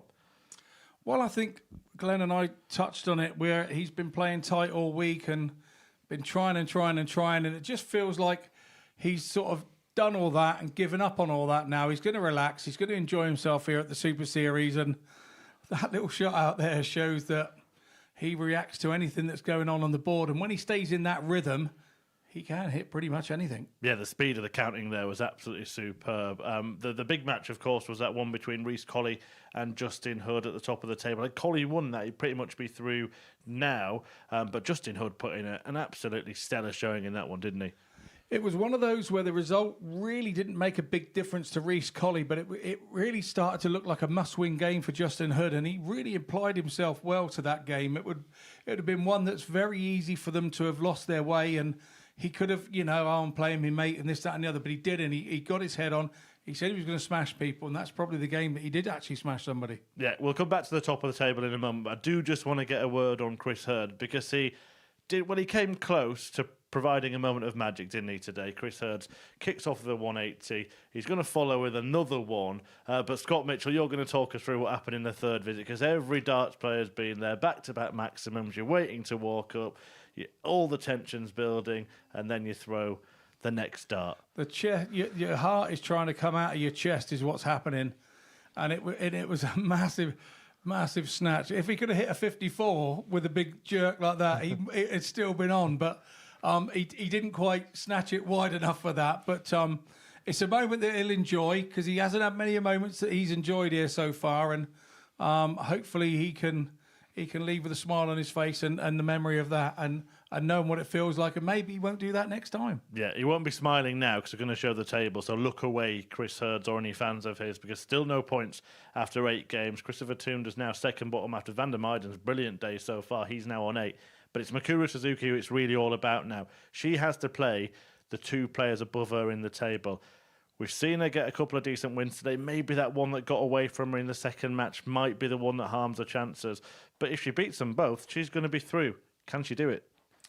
Why not? Why on earth not? You know, she's shown enough, but she is playing those 2 guys at the top, and they really are on their game. And once they get on top of you, it's very difficult to get back, where she's had chances in games where maybe she shouldn't have done and converted. But yeah, she's had a chance today that she didn't convert, and that last game yesterday, are those going to be the 2 that bite her on the backside and stop her actually qualifying? Well, we will find out. She's on stage now. She's about to take on Justin Hood, and if he wins this match, he will be confirmed as our second finalist for tomorrow night. So I'm going to hand you back to Glenn Durrant. Scott is going to head and join him. Thank you very much, Chris.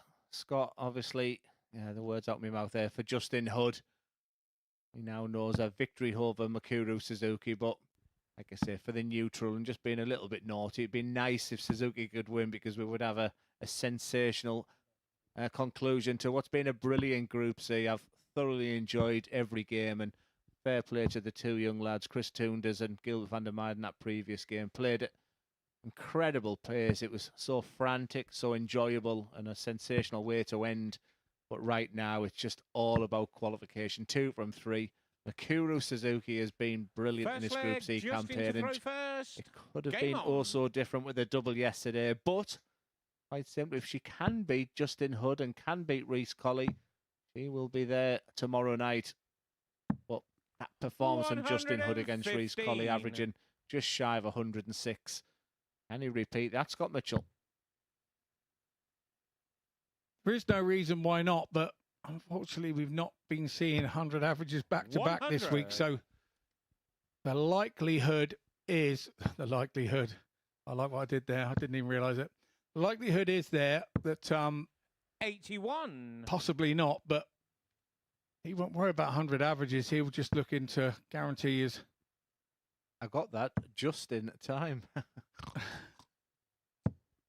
180. Well, yesterday, Justin Hood had a 97 average against Mikuru Suzuki and lost. That's how well 96. Mikuru played in this game. I think she'll know the importance right now. A ton 80 start here for Mikuru.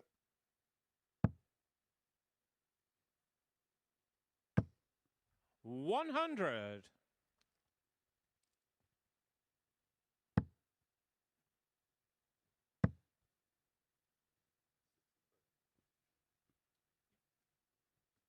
It'll feel more like a knockout game, Scott, for Justin here. He knows if he can win this match, he's through to Saturday night and join Chris Gilliland. 121. Yeah, and you have to sort of pay credit to him the way he plays Reece Colley. He knew that was kind of a knockout game as well. He needed to win that one to make sure Mikuru was chasing in this game. 57. I think he'll fancy his next game against Chris Tunders, so I think he'll feel he's guaranteed 14 points. Can he get to 16? But it's in his hands. He's not worrying about 89. others. Mikuru requires 64. Just for a breaker throw. He wouldn't put it past her at all. Game shot on the And first that is leg. why. Mikuru Suzuki. That is why her finishing is usually top draw. Once again, it's a breaker throw. Second leg, Mikuru to throw first. Happy Game feet, on. not so happy. Yeah, with one dart in her hand, she is absolutely lethal on the double. She's just got better and better as the week went along. And I was thinking last night, Scott, that Hiroki 60. Muramatsu had a really disappointing night. And I thought it was going to be also different. I thought he'd have been inspired with the way that he watched Mikuru play yesterday. But a difficult night for Hiroki. 99. Yeah, it was. And we had a question on Wednesday about the two country counterparts being separated and would it 60. help them. I think it's probably helped Suzuki more than it did Haruki. Yeah, big weekend of darts, remember. 77. I've got the final here at the MODUS Super Series tomorrow, and you can join us. Simply scan that QR code. There's a small booking fee, but potentially have one of these 100. two. I think will it be this Justin Hurdu. I think the next phase for him in his career is to win a MODUS Super Series, get to Champions Week. He's got the game. 134. I'll see the two-time champion of the world, Mikuru Suzuki, tomorrow night. So just scan that code, and we'll see you all tomorrow.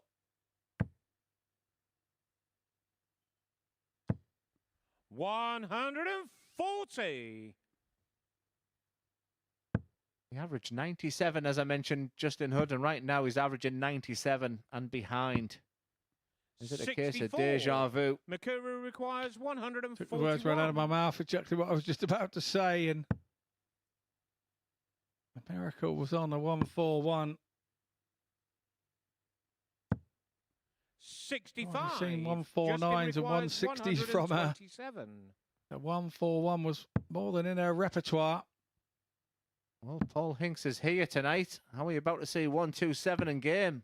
111. Mikuru requires 76. What a beautiful dart on the 76 finish. She's got away with one there. And that second dart was very close to the 16's bed. Mikuru Suzuki. We thought it was going to be a tall ask to beat Justin Hood and Reece Colley. She's halfway to beating Justin Hood on the back of 106 average in his previous game. What a campaign Mikuru is having.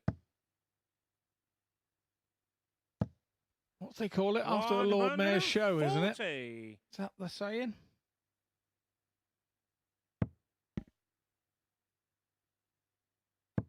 There's the in-play table at the moment and the legs difference. Don't forget, 41. For every leg Suzuki is winning, you would take one off Justin Hood here. This is going down to the wire, you feel. Just look at that. 81. Oh, looking at that. I'd say that Reece Colley has a little to fear as well, going into his last couple of games. And who's he got next but the unpredictable Gilbert VDM as well, which you just simply don't know. That match between Reece Colley and Suzuki, that could be a belter. Yeah, you've got to say as well that he's throwing with freedom and panache now, with the group qualification gone. He's out there enjoying it. 100.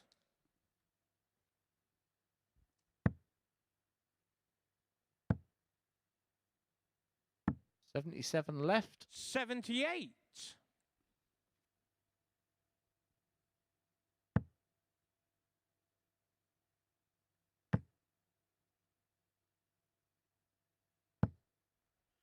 It's looking good for Justin Hood, and we know he has that love for double 16, so it will be treble 10, but big 20 for his go-to double. 46.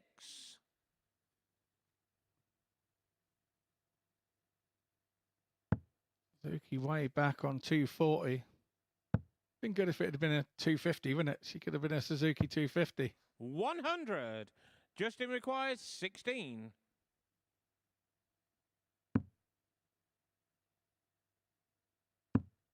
Game shot on the third leg.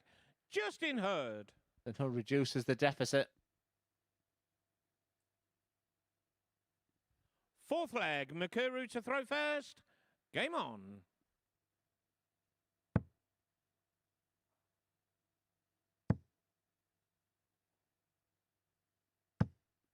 140. Once again, Suzuki on her own throw. That's exactly what she needs to do. 58.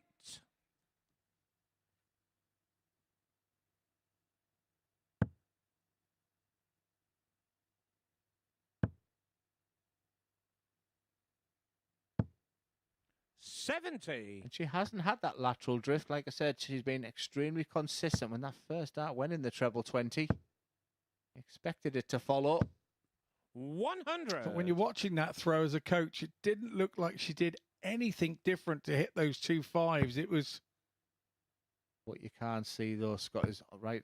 You have to really slow throws down sometimes, because I guess one of the 43. queries if I will get is, you know, why do I keep it in big ones? Why do I keep it in big 5s? And quite simply, when you're bringing that dart back, your elbow can twist, your arm can twist, you know, and sometimes 60. it's a slow-mo. It's just all about the timing. So, just to be devil's advocate here, are we looking at dart throws now like we do a golf swing? My analogies are golf swings and boxes. 138. And I said with Chris Hurds, I just feel he's jabbing at the dart. I called it yesterday. He wants that smoother release. He wants that longer backswing. That's how I'd work with him there. Mikuru requires I think the 110. perfect golf swing is very much incorporated in how to throw a dart. Suzuki throws the dart beautifully well, and so good on double 16 with the one dart in her hand. 78. There's no two ways about it. She will be back for that 3-2 lead. 100. Mikuru Must requires have in his 32. head that Suzuki's his bogey player at the moment. Game shot in the fourth Well, in leg. the head-to-head Mikuru yesterday, Suzuki. Justin Hood played mighty fine against Suzuki. Average, like I say, 97, but Suzuki got over the line. Fifth leg. Justin You were to asked throw the question first. Game on. 10 minutes ago, can she beat Justin Hood? And Reece, Colley, you said, why not? And she's putting herself in a magnificent position. I like what she's doing there. 60. Don't because just closed her eyes. It's just that visualization, just getting herself back into where she wants to be, that focus, that concentration. And when you're in that zone, all of a sudden that treble 20 just pops out the dartboard. 100. These are good moments for Mikuru. Yeah, they really are, and means that the table could be 58. wide open in a few moments' time. Mikuru putting herself in a very good position within it. 140. Yeah, she's playing like a dream. So good for us as well to see Mikuru producing the darts. It was, none of us got any 93. pleasure when on Monday she played 5-1-5. Was putting lost 5. She did put herself in some decent positions, but she just looks rejuvenated, re-energized, and 41. just 220 points away from a famous victory here over Justin Hood, and 3 players on 12 points then. I feel Hoodie's got to find something now pretty quickly. 134. Like Julie does, which he has done yesterday and today when the questions have been asked, but a 180 here. Not to be this time. 140, which she'd be happy with. 140. In fact, I'd be Justin ecstatic with it if I'd done that. 156. Well, this is one of the best 90 averages I've seen this week. It looks so much better than that, but under the circumstances, this is mightily impressive from 70. Mikuru Suzuki. Mikuru requires 80. Oh, don't put the mockers on the first dart, but I say consistency, that really helps. It's double 10. That is Game, magnificent. shot, Mikuru and the Suzuki match, is right Mikuru in the mix. Suzuki. And that looks a shell-shocked Justin Hood. He probably thought he'd done enough for qualification with a sublime 106 average in his previous game. And when asked the question about Mikuru Suzuki, can she beat Justin Hood and Reece Colley? We said, why not? And look at those numbers on the right. But that 80 finish at the end was just typical of the way she's playing right now. Wonderful darts, Mikuru. As next up, it's Chris Hurds against Chris Tunders.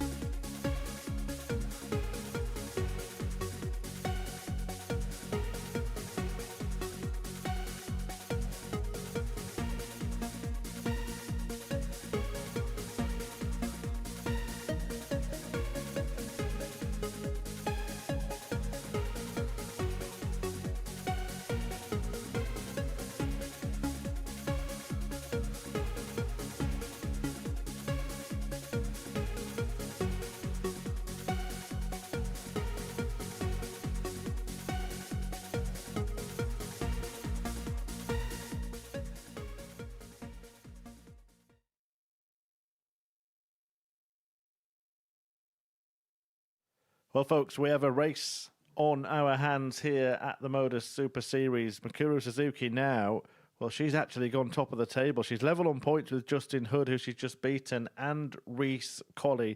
They're all on 12 points, and there is going to be a thrilling climax to today's action. It won't feature either of these players who are just now fulfilling their remaining fixtures, but I'm sure Chris Hurds will have the target of at least picking up one victory before he leaves the MODUS Super Series this week. Can he get it here against Christopher Tunders? Let's find out with Glenn Durrant and Scott Mitchell.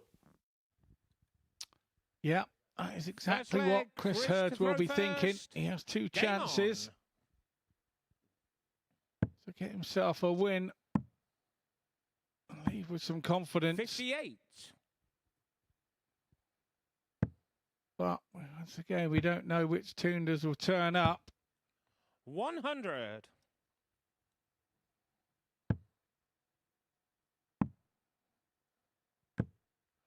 44.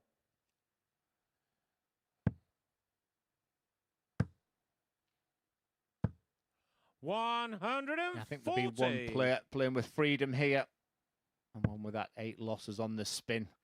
I don't mean to be nasty, Chris, because I know what it's like to lose 8 out of 8 on that stage. But you've still got an opportunity with 2 more games here.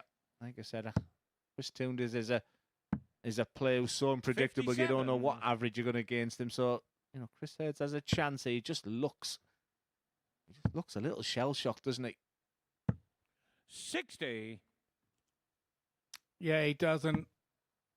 This is one of those games, if I was playing it, I would not be taking 98. any notice whatsoever of Christopher Tunders. I would be just trying to play my own game. 138. Christopher requires 106. 51 left. Yep, 55 scored. 63. Surprise, surprise, got big Chris number missed. 144. He has another one of those. Yep. Come on, Chris, lad. Come on. They're there, mate. They're there. 126. That one's not quite. Christopher requires 43. Game shot on the first leg. Quick fire. Christopher Tunders. Tunders leads 1-0.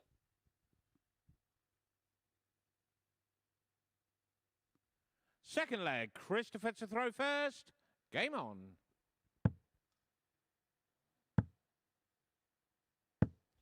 $85.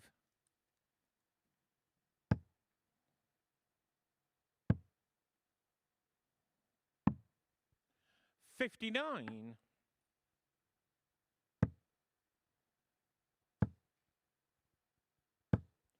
100.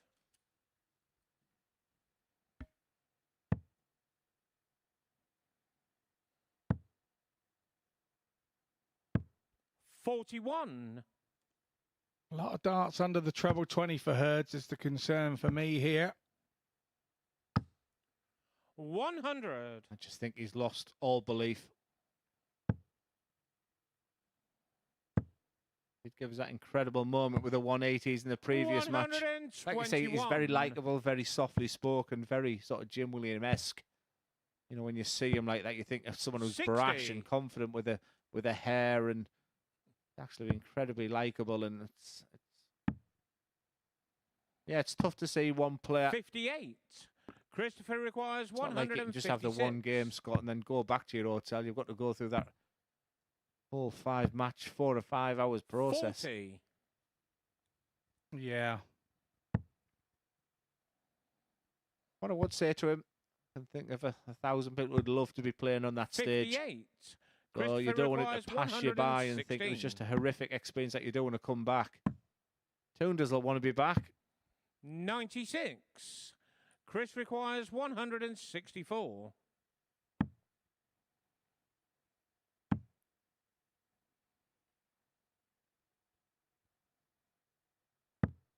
Playing with the eyes there. 79. I saw him look down and then last minute look up. So 20.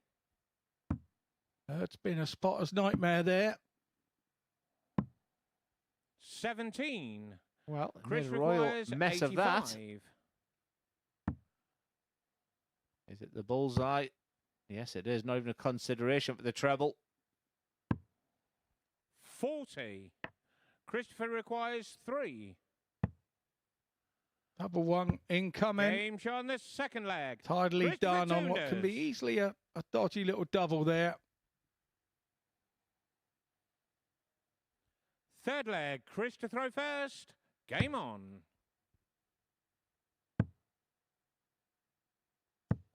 100. Yeah, massive favourite with the bookies now is Christopher Tunders, but 96. I think if Chris Hurds just gets something, I mean, his scoring's been fine. His scoring's been okay 100. for the 2 days. He'd probably give himself 6 out of 10 on that phase, but he's just a man out of confidence. He's just a man who is 96. struggling, and it's not the place to be when you're not 100% in belief of yourself. But he's fighting. 97. Yeah, it's hard. The first time I visited, I lost a couple in the row to start off with, and you start to go through your head. You go to the back 57. room. What have I done wrong? Am I throwing it different? Am I this? And every scenario goes through your head about, and then you go back to the practice room, and then you 100. start hitting 180s and everything. You think, right, I've got it sorted. And you come back out here onto the stage, and it goes back to where you were. 83. It's soul destroying. Chris requires 104. Yeah. He's got such a big barrel. Trying to get through that treble 18 won't be easy. There was the option of bullseye double 18. 56. But with Tunders on 169, no panic. Why do we score our biggest when you feel like you're out of the leg? 129. Chris requires 48. Because you relax and you think the game's gone and it's a freedom throw. That's what it is. A throw without a care in the world. 16. And that big shot Christopher then puts requires all the pressure 40. on Chris Hurds. And once again, it looks like a leg is going to evade Game him. shot on the third leg. Yeah, I think he could be here Christopher all day, Tunders. Chris Hurds, and just really struggled, hit the doubles there. Fourth leg, Christopher to throw first. Game on.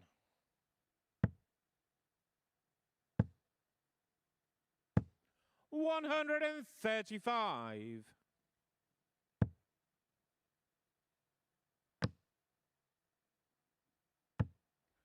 $140.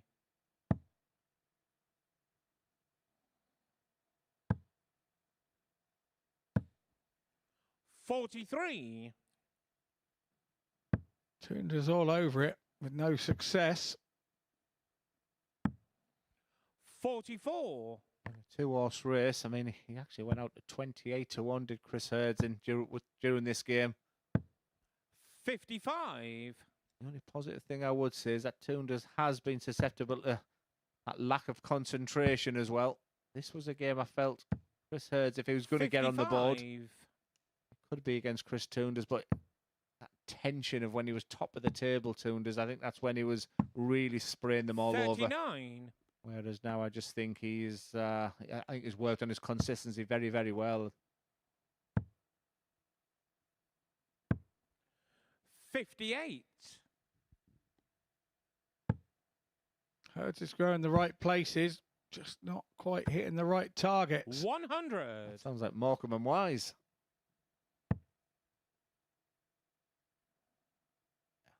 Tough. And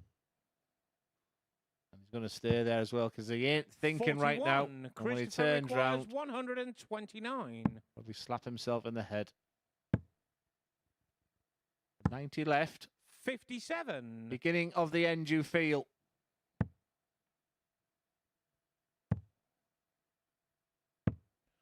$41. Christopher requires 72. Torrid day for Chris Hurds. 52. Chris requires 122. Come on, Chris, give us a spark. Travel 18 would leave in the ball. 54. To be. Christopher requires 20.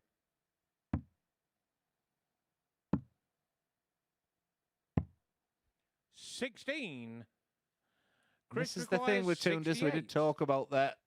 As much as a massive outsider Chris Hurds is right now, you just don't know with Christopher Tunders.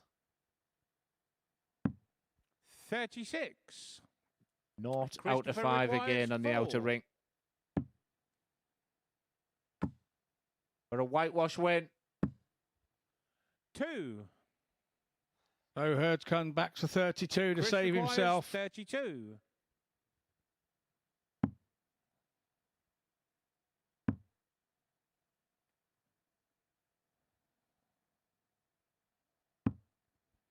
$24. Christopher requires 2. I just feel like saying put him out of his misery. That's very flat, so this won't be easy, but he gets Game, there in the end. It's a shot, and the one-way victory for Christopher Tunders against the luckless Chris Hurds. He's just having one of those Group C campaigns he will want to forget as soon as possible. He will be back for one more, Chris Hurds. It's been a terrific week for Christopher Tunders, up and down. He won't remember that game apart from the scoreline. Tunders wins by 4-0. It's getting to the business end now. It's Reece Colley up next against Gilbert VDM.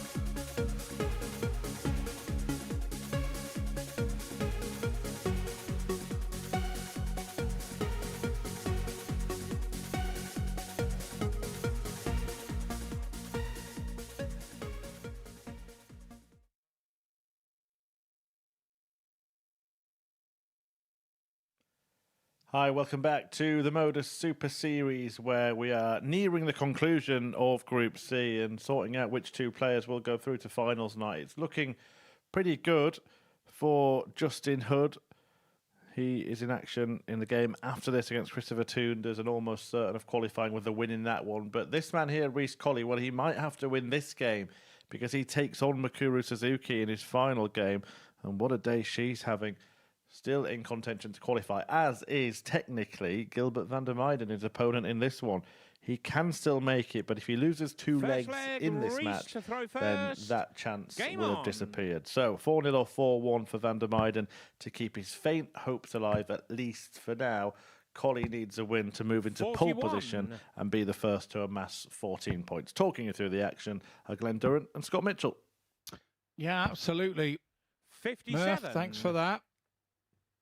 He does need to Really do something here, Reece Colley. Not really think of the situation. 15. He's got to get on with the job in hand. He's not the ideal player to play, Gilbert. I don't think Gilbert will realise he can still qualify. 140. I think the way he played against Christopher Tunders in his previous game, I'm not so sure he knows what the formulas that he would need 59. to do. It would be a real miracle, pardon the pun, with Mikuru in Group C, for Gilbert to qualify 58. now. For Reece Colley, this is a huge game. I don't think, Scott, correct me if you think I'm wrong here, if he loses this game, I don't think he particularly wants to go in that Makura where it looks like it would be a 95. straight shootout then. No, not at all. The way that she dealt with Justin Hood, that would be on my mind. If I was coming into this game, I would be wanting to try and sort it here and now. And we know Van der Meijden is 45. definitely a Gilbert requires 106. revamped player from what we've seen all week. Game shot on the first And there's leg. proof Gilbert in Van der the pudding. Meijden. He couldn't have done that all week if he tried, but today it seems to be going his way. He nearly ran into Second the leg, dartboard, didn't he? Gilbert He was to that throw quick collecting the first. darts, which you Game don't on. need to because we have that 10-second delay in between each leg. 81. Yeah, I mean, he's been good today as Gilbert. There was a real moment early doors where I thought I fancy him to go through the card 60. after a stunning opening win of the day. And Justin Hood. These are the darts. 140. These are the darts where he's at his best. What he's got to work out now, Scott, is why wasn't he producing this, throughout the week? Is it the relaxation? Is it 95. the freedom? Is he used to the stage now? So he'll have some questions to ask himself. Only he knows, but 180. he'll go back from here. And he would have learnt a lot from being on the stage. There'll be more ADC Europe events, the ADC Benelux events, and the tour events that they're running. And another tour event was announced at the start of the week. Game on the second leg. Well, darts like Gilbert that, Van der Scott. Meijden. He will be back. Third leg, Reece to throw first. Game on. Yeah, out of respect for Reece Colley right now, I won't put the averages right up. But Gilbert Van der Meijden are staggering. I might now. 140.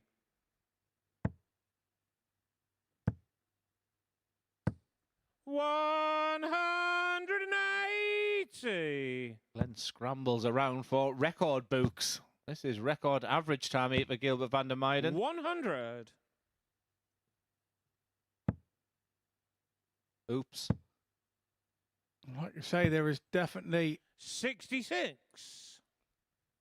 an element of I don't give a damn here from Gilbert Van der Meijden, and maybe this 91. is how he plays in his Super League. This is what we're all been told about.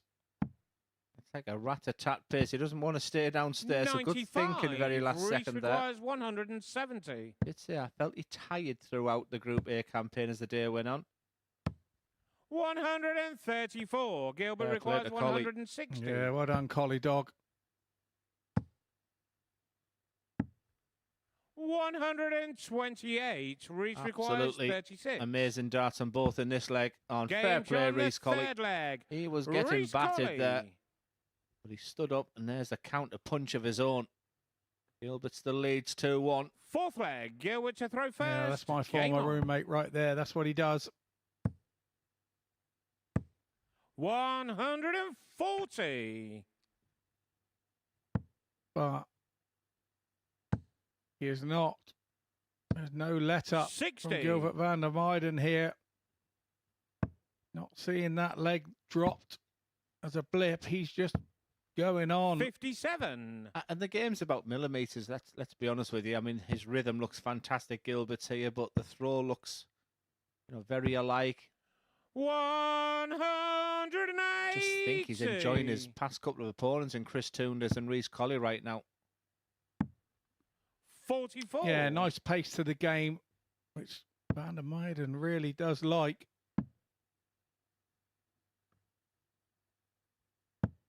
91.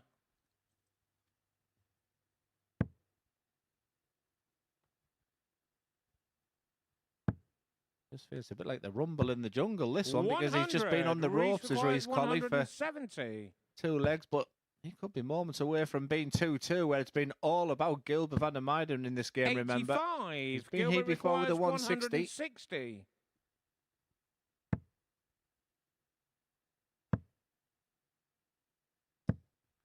26. Reece requires 85.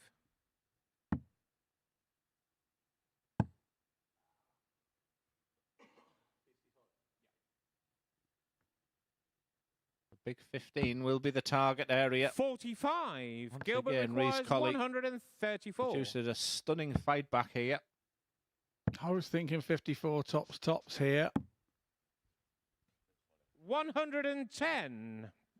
Reece requires 40. So Colley hits this here. He Game really shot on the has fourth weathered leg.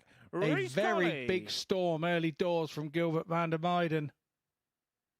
And Izzy will be at home a little bit more relaxed now than she was Fifth just a leg, few it's moments Reece ago, to his throw good lady first. watching. Game on. That's the end of Gilbert van der Meijden. What's that thing? Potential stat where he could still qualify, but those 2 legs there from Reece Colley 41. means we will not be seeing this man tomorrow night. And I think he's demonstrated enough qualities and skills 85. to say that we will be seeing him again. It's been a real pleasure. Can he see out this game? He's still averaging over 100. But this would be the biggest win for 100. Reece Colley, because he's walked into something special in them open couple of legs from Gilbert. 100.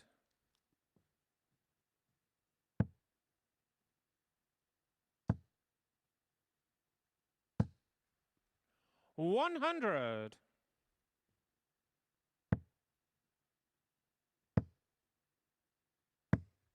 95. He's not going anywhere at the moment. These are 2 players at the top of the game right now, despite the fact that Reece is only averaging low 80s. Let me tell you, during this game, he was 140. averaging in the 50s, but he's now just shy of 90. 96. Incredibly, Reece Reece requires Colley is 120. favourite for this match, despite the fact still being 20 behind on the average. But tops for a 3-2 lead. 100. Gilbert requires 125. He'll go bullseye route here. 105. Reece requires 20. Game John, the 5th Wonderful. leg. Reece Excellent. Colley. Superb. You can pick all the superlatives you want. He walked into a barrage of punches from Gilbert van der Meijden in the first Sixth couple of leg. rounds, but he Gilbert to just throw hung in there first. Game on. incredibly, despite his opponent averaging 102 and increasing. 140. It's Reece Colley. That leads 3-2. The calmness of Reece Colley in this situation as well. That's what I'm impressed 100. with. And like I say, he came to a World Cup, you know, really cutting his teeth. It was a big thing for him. And he's come away with that World Cup from England at the end of last year and learned an awful lot about not panicking, 60.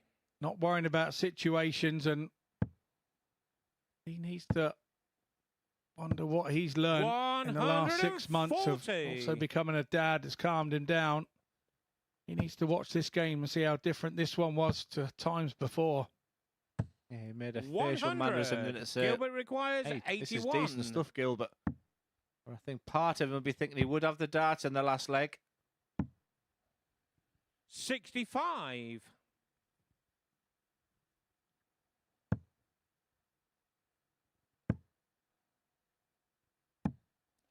97. Gilbert requires 16. Outstanding. Games on the 6th leg. Just a brilliant Gilbert van game. der This Meijden. Group C, and I am sorry for repeating myself, but this Group C has been absolutely superb. Seventh And leg, Gilbert van der Reece Meijden to is throw playing his part first. right now. Game on. A term used by Scott Mitchell this week, the real spoilers. I tell you what, he's walked into a real 95. fantastic performance here from the Dutchman, but Reece Colley still hanging in there. And that one treble. 180. can we say, Scott? I can't say anything. That's his third of the game. And told at the start of the week he was a 140. big 180 hitter.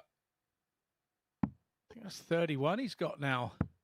Exquisite. 57. He looks menacing. He just looks like he's enjoying it. The pace of the throw, the rhythm. There's just no thoughts. There's no pulling away with this 99. throw. And yet he's still 100 behind in this last leg. Stunning from Reece Colley. This is what you call battling qualities. 58. Reece Colley's now a big favourite. 167.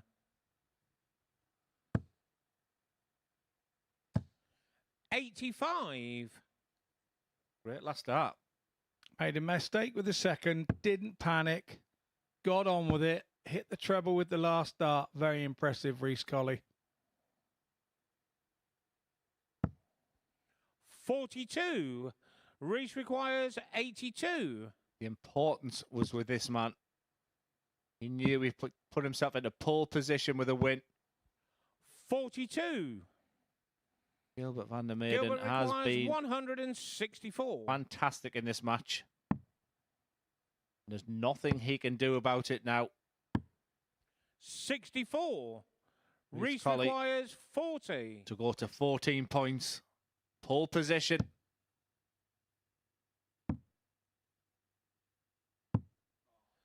$35. Lost his lines with 3 in his hand. Dear, dear, dear. Gilbert requires 100.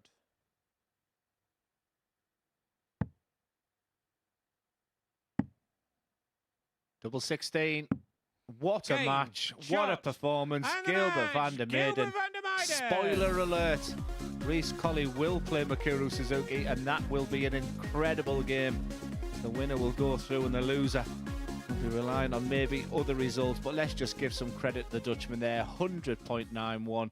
Excellent on the outer ring. 4 from 7. 106 finish and under pressure at the end. That double. And Reece Colley played his part in an absolute cracker. As we go on to the final games for each player, Justin Hood is up first. A massive game for him. He plays Chris Tunders.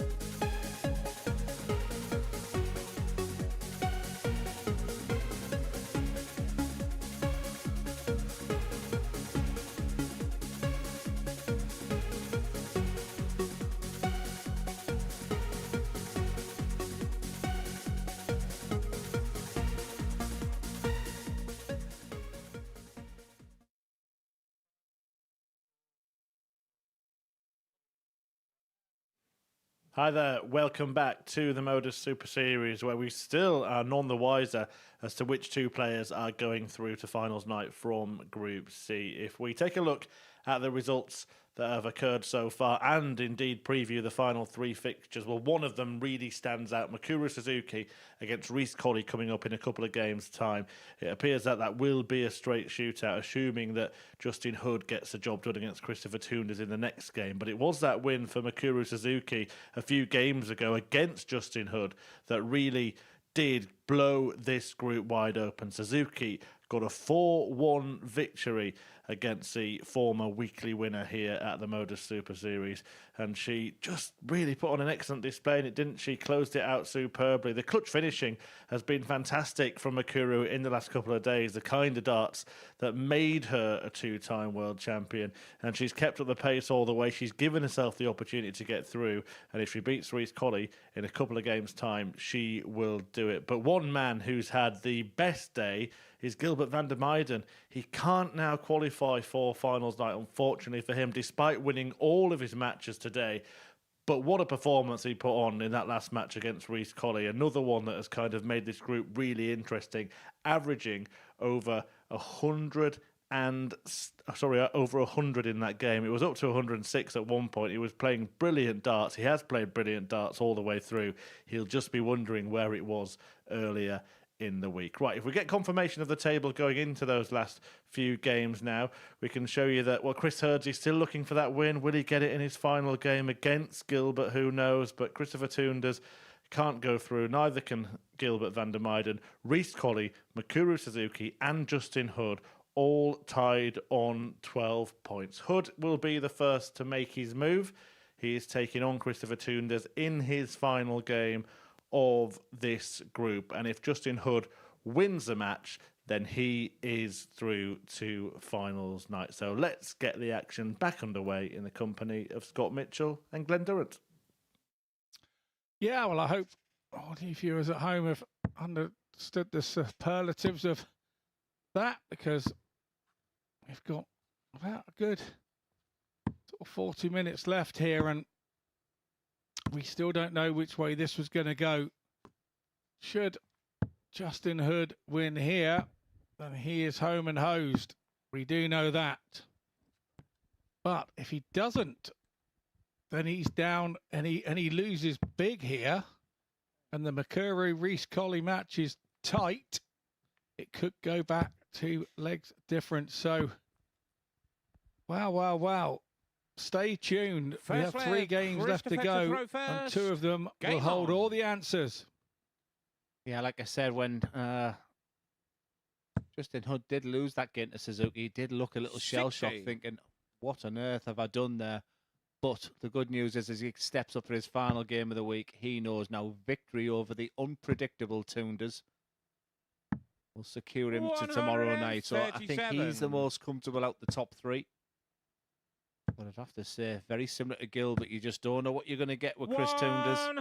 They're playing so relaxed. The players from Germany and Holland today are just playing with freedom, whereas Justin Hood, Mikuru, and Reece Colley, every dart will feel like a really important one. Yeah, Gilbert and Christopher Tunders for the last game or 2 have been cooler than 43. The milk tray man, haven't they? Yeah, I've got a good idea. Let's just let the 3 from Group C go through, because they've been absolutely brilliant. By far the strongest group in my point of view. Chris Gilliland, very comfortable and very, very strong at times. And I say he'll fancy his chances. But this Group C campaign is, it's been a real 58. pleasure to commentate on. Justin requires 164. Yeah, and whichever one doesn't end up going through, I think could rightfully feel a little hard done by, Glenn, wouldn't you say? 124. And I want all 3 to go through. There's not one where I can sort of say, for the crowd favourite, it's great to see Mikuru here. 40. Yeah. Justin requires 40. Very much on the upper, Reece Colley and Justin Hood. Game shot in the I first leg. just sense, Scott, that Justin when Hood. he needs to, Justin Hood, and we just took something spectacular from Mikuru Suzuki, but to put the brakes on it a little bit. But I think he'll feel really good about himself that he can see out that game and do not miss the next game, because it would simply be a straight shootout. 100.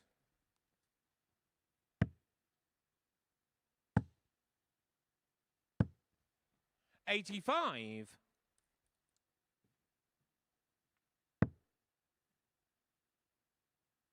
Yeah, it would be harsh for Suzuki to miss out with those couple of three-dart opportunities she's had at the end of yesterday and start of today to turn games round. Yeah, do you remember that start 44. Yesterday, Scott, with Reece Colley against Suzuki? He come out the traps like a greyhound. What he'd love for that in the next match.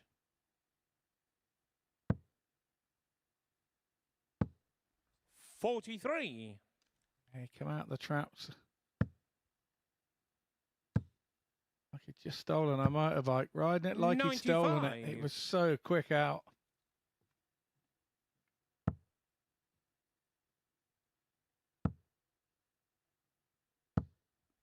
$90.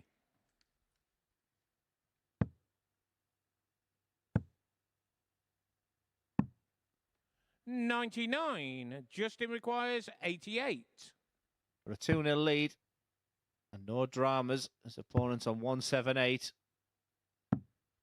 74. We'll be back, but double 7, then you start thinking about don't hit the big 7. So it's not over yet, this leg. Definitely now Tunders' setup plays good. 95. Justin requires 14.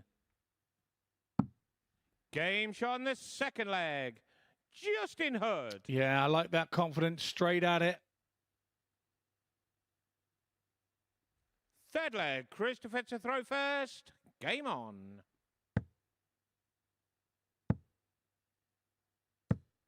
$180. Already 3 in the match, 2 for Tunders.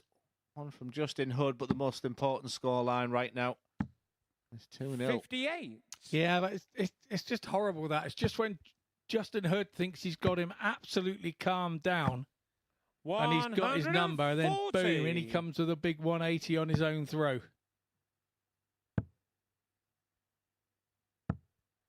$79.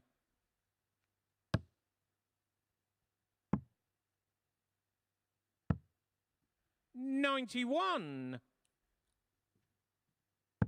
It's 90 after 9 from Christopher Tunders, and I've got to be honest, not a great deal Justin Hood can do about it. 180. Christopher requires 90. May stay there. Again, no dramas with the punt on 184. 58.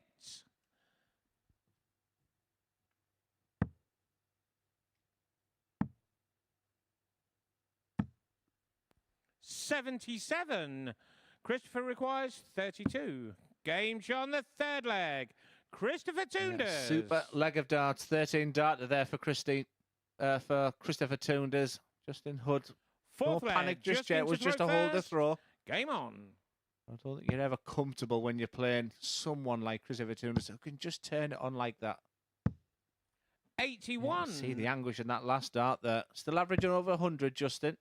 Yeah, he does a little double dip before he throws. And the last one, he didn't dip at all, and he 100. let it go and it lost. It's one dip, bang. One dip, bang. One dip, bang. 180. Cutting edge commentary there from Scott Mitchell. Justin Hood has just sent a message in saying, Scott, can you do that again? Roundabout now. No, you've got to choose your timings, haven't you? Can't just say it any old when. 96. We used to have a dart, well, we still have got a dart player in County Durham called Paul Knighton, and his nickname was Tap Tap Bang. 41. Justin requires 144.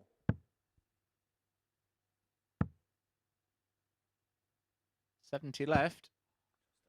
78. Looks down at the floor there because he knew even a big 18 there put him in a fantastic position because, as we know, Tunders can pull out the max. 140. Justin requires 66. You mentioned Paul Knighton there. I think I played him in the Finland Open years back in the semi-final. He beat me. Paul Knighton was incredible. Double 18 for Hood. Game shot. What a match. Fourth flag. What Justin a match. Hurd. When you're looking for a big performance from yourself to secure qualification, Fifth flag, Christopher to throw 103.47. first. Justin Hood is, Game on. you can see him self-motivating himself. He's doing everything that he needed to do. Tunders is playing his part, and it's 85. another terrific game in this Group C. It is indeed, and 140. Yeah, it's funny you should say for Paul Knighton in Finland, because he was one of the few players who could play in the cold. 135. Obviously, the hotter the better, mainly for most our players. oh, it's cold. It was like November, I think it used to be played, and it was like minus 100. 21 outside. You did not go outside of your hotel. 137. Yeah, a really, really enjoyable game. Sometimes you just got to sit back and enjoy it. 42. Probably only minus Christopher 8, but it requires felt like minus 21. 144. But yeah,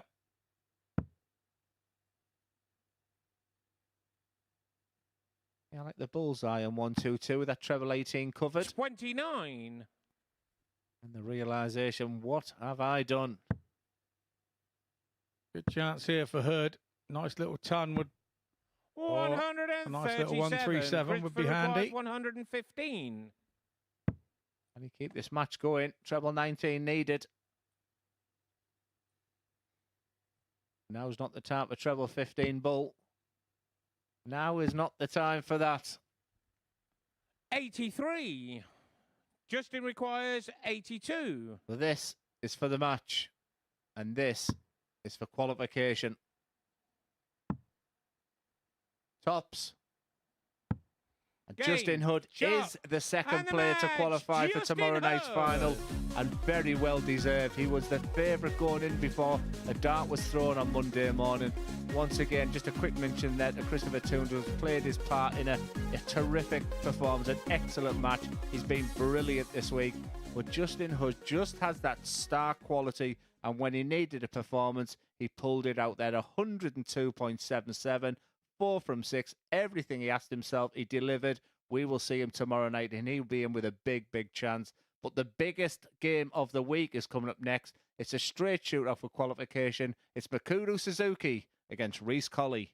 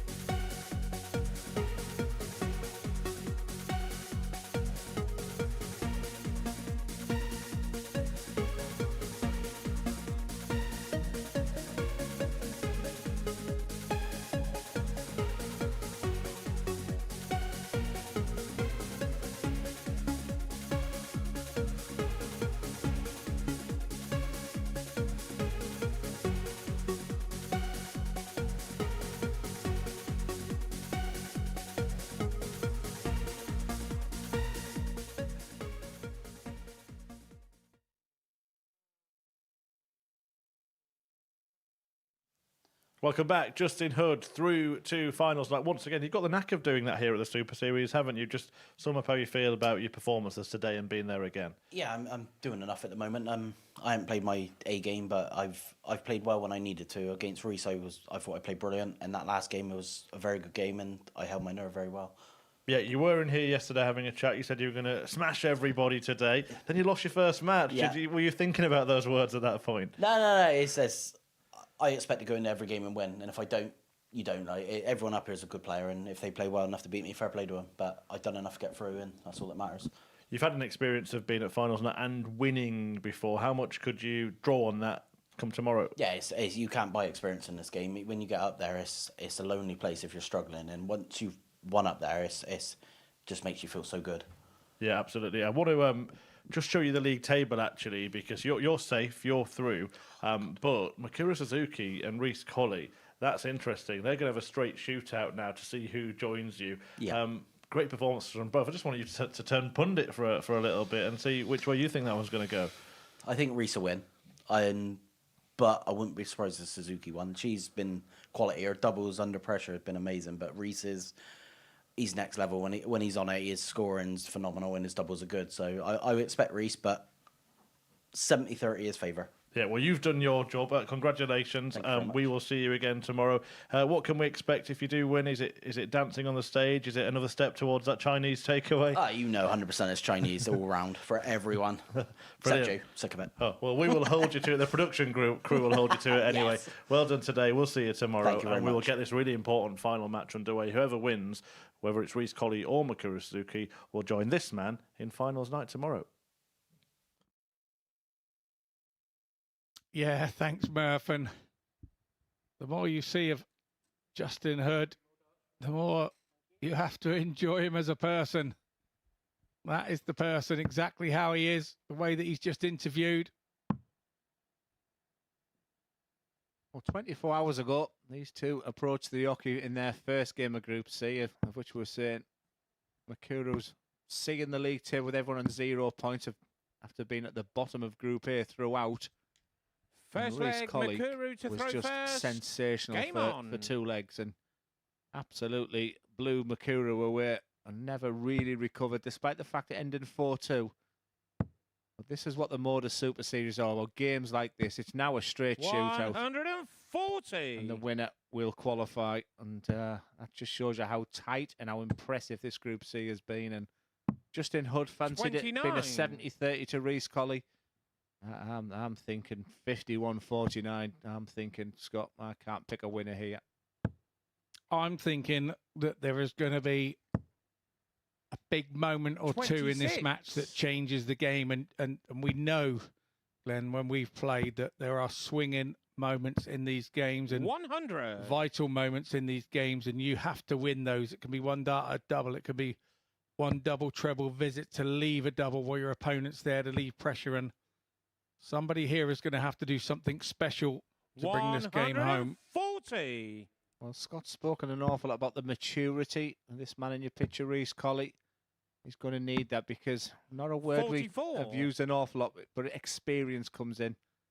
Mikuru Suzuki is a 2-time champion of the world, just an unbelievable player at soft tip, just a real trailblazer in Japan and for Asian darts. 65. But to see the progression this week, and now be just a few legs away. I mean, she looks great. She looks $1 million right now, and Mikuru requires Reece, Colley will be feeling it. 130. Yeah, he will, but he's got to look at the situation and say, right, well, if she tears off with this one, Suzuki, then it's 120. a strange decision at that point. She has made some interesting decisions on her board management.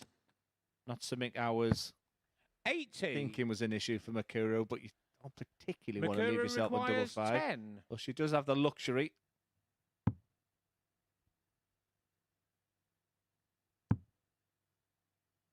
This is the thing with double 5 in this situation. No score.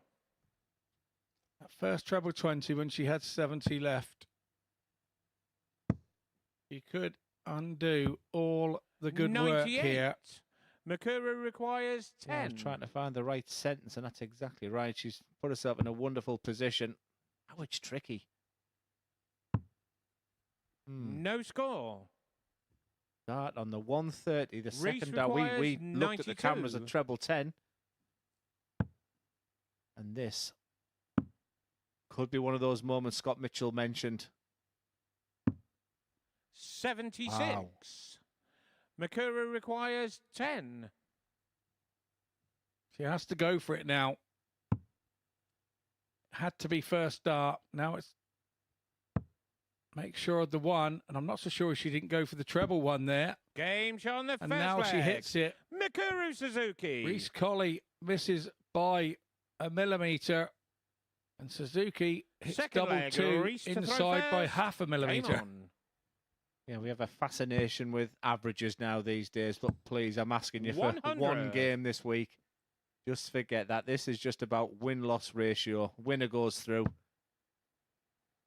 Let's not belt out loads of numbers. There'll be the tension, the nerves. They both want to be there tomorrow night because that 41. You know, the bonus is #1 for qualifying for Saturday, and then that incredible £5,000 prize, and then to go into that Champions Week, which is only a 100. fortnight away.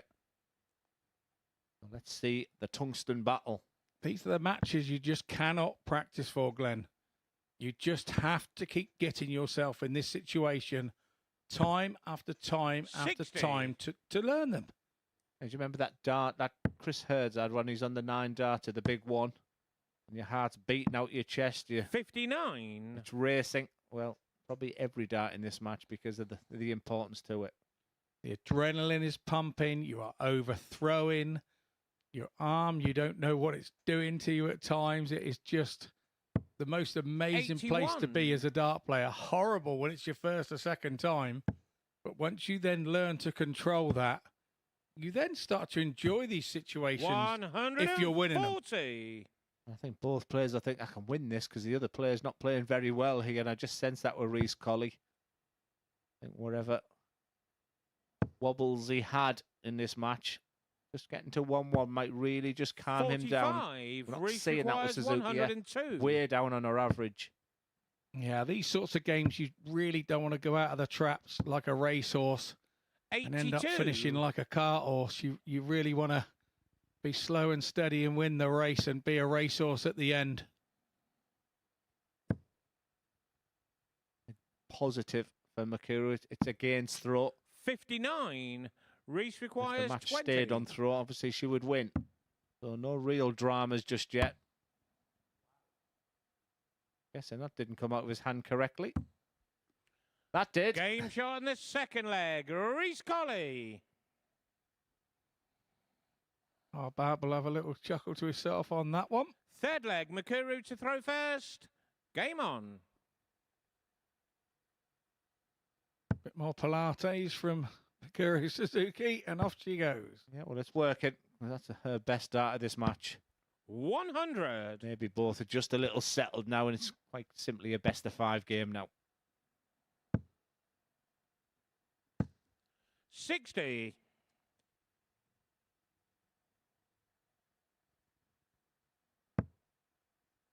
Been a considerable switch, hasn't it, from the Mikuru Suzuki that played in Group 8.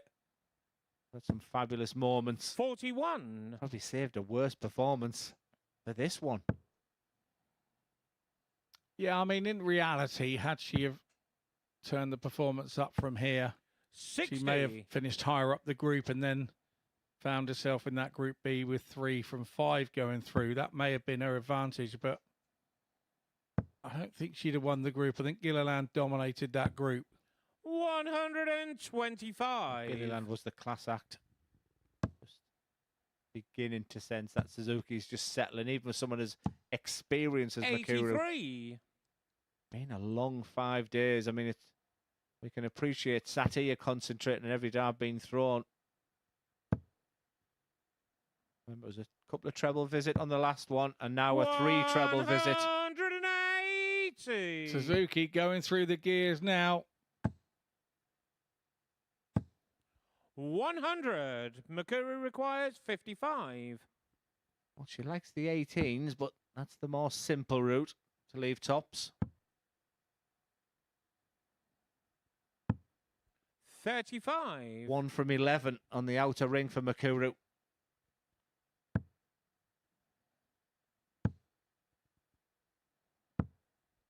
$38. Mikuru requires 20.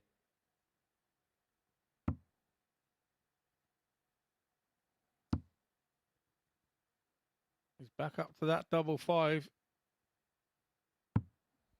10. Got plenty of practice on it, but she didn't even look like she wanted to Reece be there, Glenn. And requires look at her face. 160. Yeah, well spotted.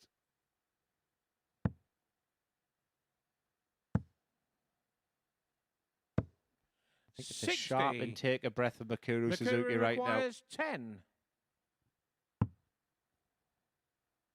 was double one that saved the last time. Will it be the same again?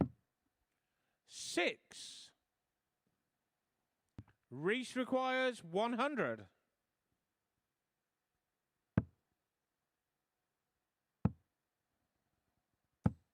$60. Half-hearted attempt at tops Mikuru there requires 4. from Colley, but will he return? 4 coming in for Mikuru, and she went strong Game on at the that. third And leg. she did the Mikuru same Suzuki. at double 1. And could that simple score of 2 be the turning point in the Fourth game? leg. Reece to throw first. Game on. Here's another narrative for you. We've watched 2 young players today, and Christopher Tunders and Gilbert VDM produce 60. arguably their best darts of the week because they pretty much thought they were out of the group and they were so free-flowing, playing with a smile on their face, playing with a great rhythm. You know, and at the end of pinging 100 averaging. 100. What you've got here is 2 players where they're feeling it. It's the tension inside of them that they can see the 60. prize that's there, and the game just becomes more difficult. It's the pair of them will be saying to themselves, just throw the dart like I have been throwing. And you have to say, probably through experience, 80. Suzuki has been in this situation a little more than Reece Colley would have been. And like I said earlier, everything's pumping at 1,000 miles an hour. Your 100. adrenaline is you're all of a sudden you start throwing a dart harder than you usually do. It's then pitching in the board a couple of millimeters higher than it usually would, and you think you're doing something wrong, and it's not you doing something wrong, it's the situation. 140. I mean, I know the English is not great for Mikuru, but I'd love to hear her thoughts if she does get victory here. And for Reece Colley, how was he feeling? 180. Because that's a real sign of class. We've used the word maturity for Reece Colley, not something I've used previously, but he's keeping his emotions in check. That's a couple of bounce outs for Mikuru. We're getting absolutely 80. everything in this game. I've got a sweat on. Reece requires 101.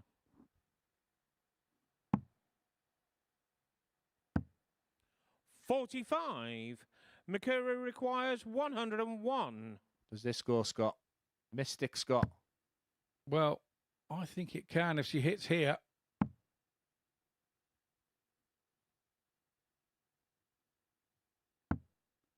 $69. Well, she doesn't finish it, but Reece she requires gets 56. second best. Mustn't miss the big number. We've seen that too many times this week. That's quality, Game on Reece the Colley. fourth leg. That, when you're Reece not playing at your Colley. best and under them circumstances, high pressured, fair play 2-2. Scott, best of 3 Fifth for leg. qualification. Mikuru to throw We're first. going right down Game to the wire. on. Yeah, 56 looked a really easy 56, but you and I both know, having been stood there with our foot at that hockey in that situation, that was a tough 56 that he made look very easy 140. indeed. And now Mikuru has opened up on her throw with the 140. I think she's got the mindset that she's 60. got the throw here. Yeah. And she's going to try and do all she can to hold on to that. And that's going to be her way to victory, I think, is in her head. You'd have to say from absolutely nowhere, but that's a third maximum in this 180. match. 2 of them for Mikuru. That is like gold dust right now. 57. Mikuru's leg to lose from here.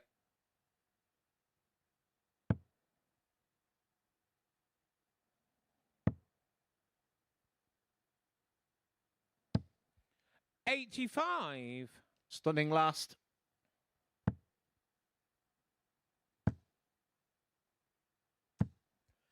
60. Fortunate thing for Mikuru Colley, he lost his requires last 2 games 96. coming into here when, after 2 games today, he looked home and hosed, didn't he? Now he's lost his last 2, one to Justin Hurd and one to 60. Gilbert VDM. This made this one a must-win game, and Suzuki taking the opportunity. She's certainly taken it to the wire. 100. She hits Mikuru his requires 36. 36. Hasn't always been a friend this week.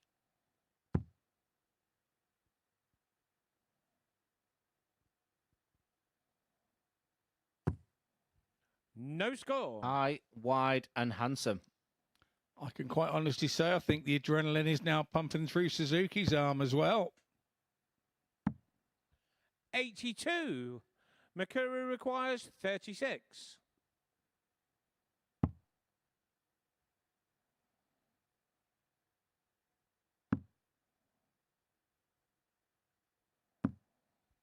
Four. Do you think that falls on purpose? Reece I just think requires it's a difficult watch right now, so 142. imagine playing in it. You did say a moment of magic. Not to be there from Reece Colley. Myself, I'd have gone 97. treble 2020, 20, Mikuru double 11 requires there. 32. To be one away.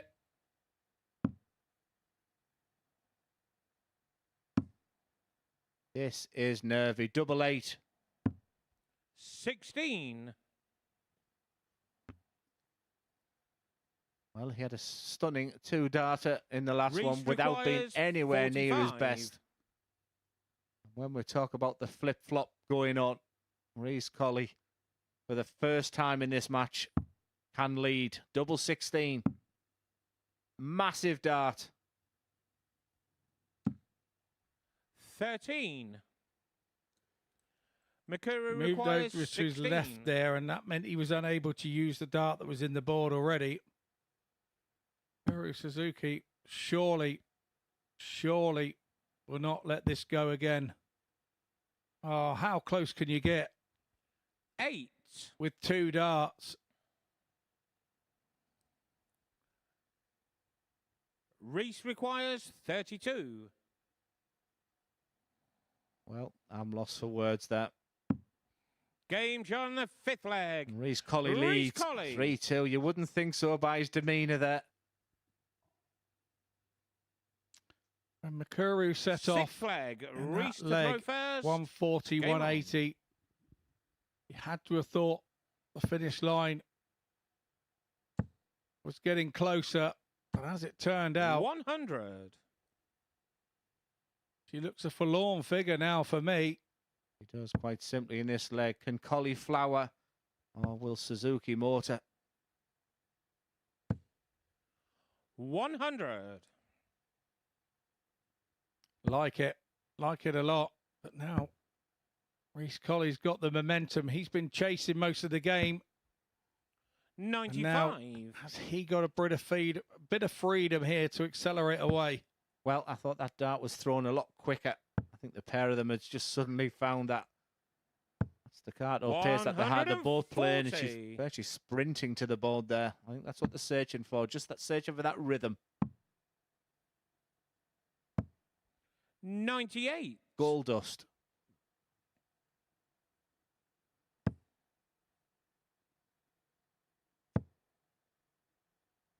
This is sensational from Suzuki. 140. I thought it was over, Scott.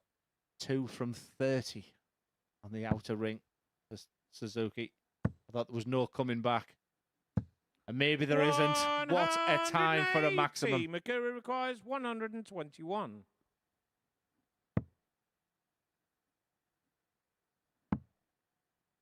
Incredible. 96. On the wire. Reece requires 28. In a match that was full of tension, anxiety. Both were not the Game, best, but shot, Reece Colley is and the a match. third player to Reece qualify for Colley. Saturday night. And for Mikuru Suzuki, she played outstanding in this Group C campaign, but just very similar to late last night. She also, just at the final further, just let herself down and just really struggled on the outer ring. 2 from 31 was a real Achilles heel there. But for Reece Colley, he kept his patient and he got over the winning line in the end, and he joins Justin Hood in tomorrow's final. What a match. What tension as we move to the final match of Group C. It's Gilbert VDM against Chris Hurds.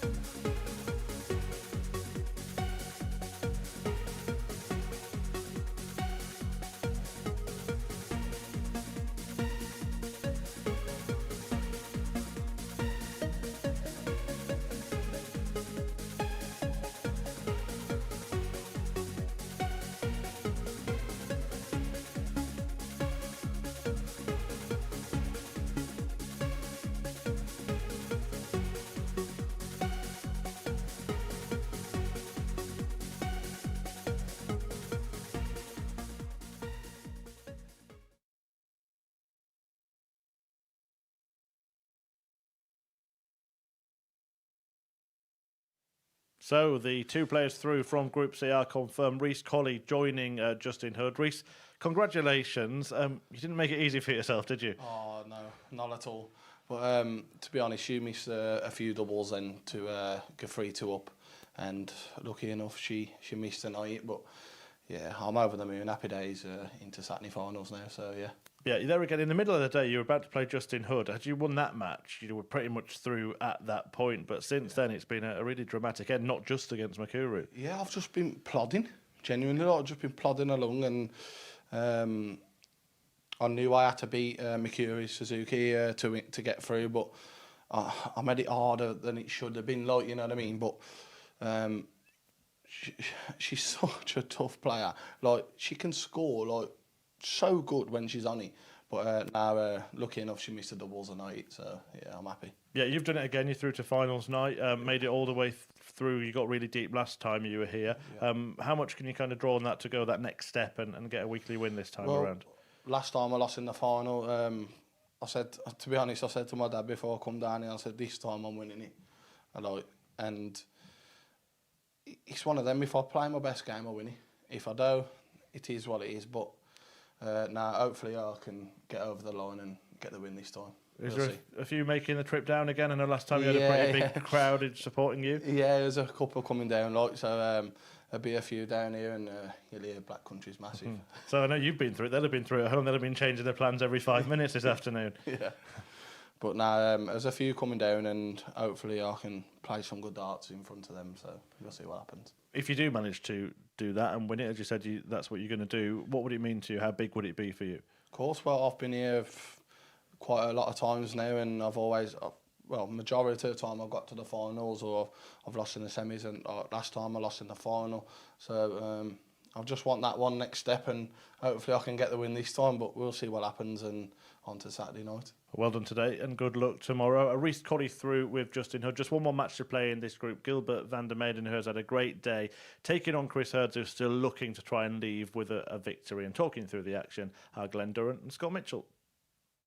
Yeah, lovely little interview there with my buddy Reece Colley. And he just keeps the game very simple. I think you can see that from his interview. He hopes to play well, but if he doesn't, it is what it is. And that's his laid-back attitude. Now, I've just been going through here. We've had 9 games won against the throw today. And just the 5 with the throw. Now, we're looking for Hurdsy to... First leg, Gilbert to throw first. Get off the mark here. Game on. And he is against the throw.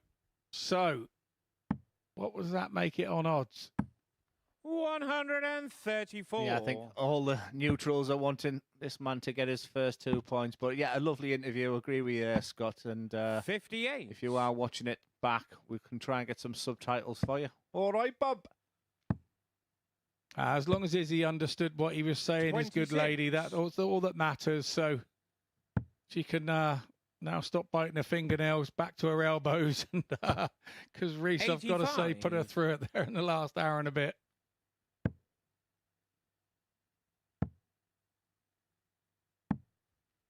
$95.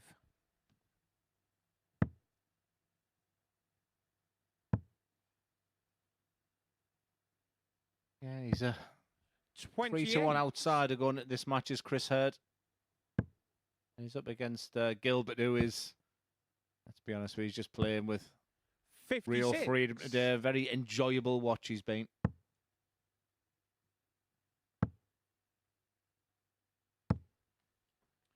$83. Yeah, what a way to end for Gilbert VDM. 5 wins out of 5. But Scott, will it be just a little bit of frustration because it's all come just a little too late? 138. Yeah, I think he will wonder what if. But like we say, there's now going to be a Dutch tour. There's now going to be... I don't think this is the last we'll see of him here. Gilbert I can confirm 52. We'll be back another twice. I've been chatting with a lot of his friends and family, as I mentioned, and he's won other qualifiers, so he will be 36. back for sure. And he will know more. He will know a lot more about the game, about this place. 71. Gilbert What a setup requires that is from 16. Chris Hurds. Game on the But first once again, the way Gilbert it's van gone all Weyden. week, you just see the look on his face. What have I got to do? I'm putting the pressure on, Second leg, Chris and to throw nobody is first. listening. Game on. I think that the temptation there was to stay on the 19s. 58.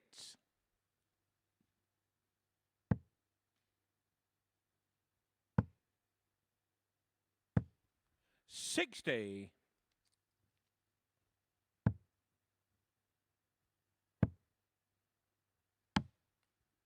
$49.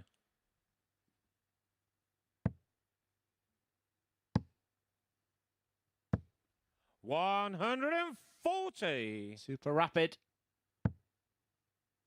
Yeah, but he's physically slower around the hockey because he has to be, because Chris Hurds is not 60. a racing snake.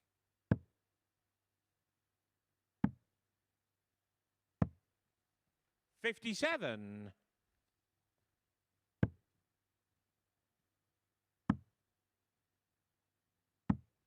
$96.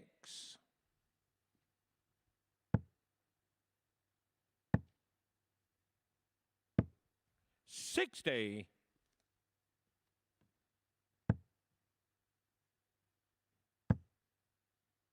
Well, it was a set-up play in the first leg that gave him a chance. 120. Put himself with the first to a finish. Another treble 20. If that had stayed in, would have been nice. 56. Chris requires Wasn't to be. 118. So you've got to play the hand you've been dealt. 80. Gilbert requires 128. Start the 8 in treble 20. Thought we were shooing there for a finish 56. with Chris Hurds at Chris 38. requires Decision to be 38. made, direct. Yeah, direct. You've had to go at everything else. Why not try the double 19? 30. Gilbert requires 72. I mean, this is not the best of Gilbert either. So he's decided on 2 doubles. Double 9 required. Game on the second leg. Meiden leads 2-0. Gilbert van der Meiden. And up to the heavens Third there leg. Gilbert for to throw Hurds. first. Game on. That double probably hurt. 100.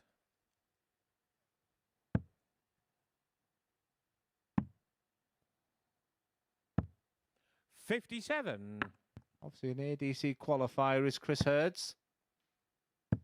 He'll want to come back and right the wrongs. 45. I think he's already won another visit back, I think, for the next series. 96.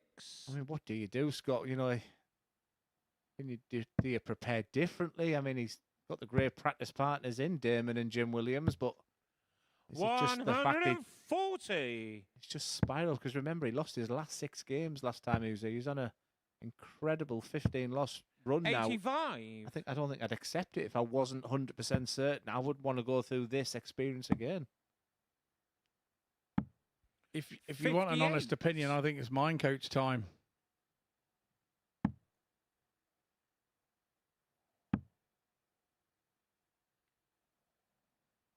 The 187 left. Yeah, that's not the best of 95. thinking either. Gilbert requires What 158. could go wrong is going wrong for Chris Hurds right now. 58.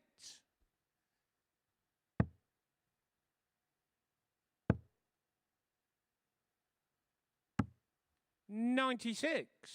Gilbert requires 100. For a 3-0 lead. Double again. 60. Chris requires 72. It'd be typical of Hurds with 1 dart in your hand. Bosh. Game on the third leg. Chris Throws Hurds. his hands to the sky and said, "Yeah, where have you been?" You didn't really think about that, Chris. You just lobbed it.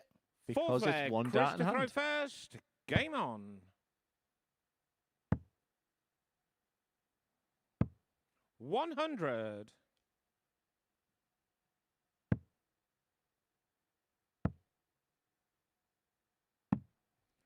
$57.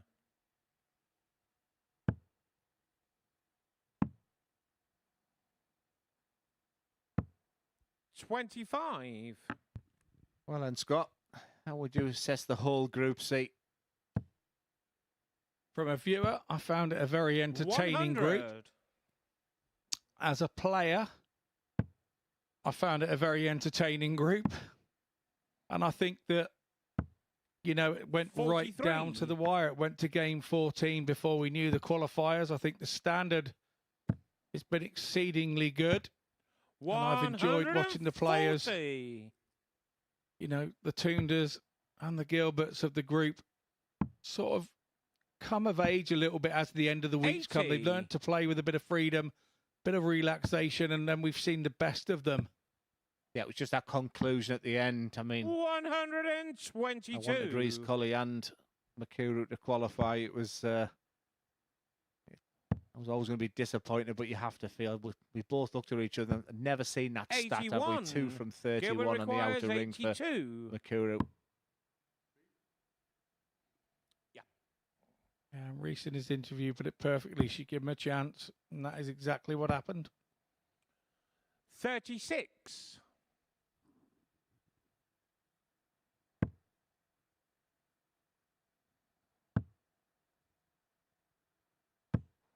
$60. For a Gilbert 3-1 requires lead. 46. Double 16. 30. Chris requires 112.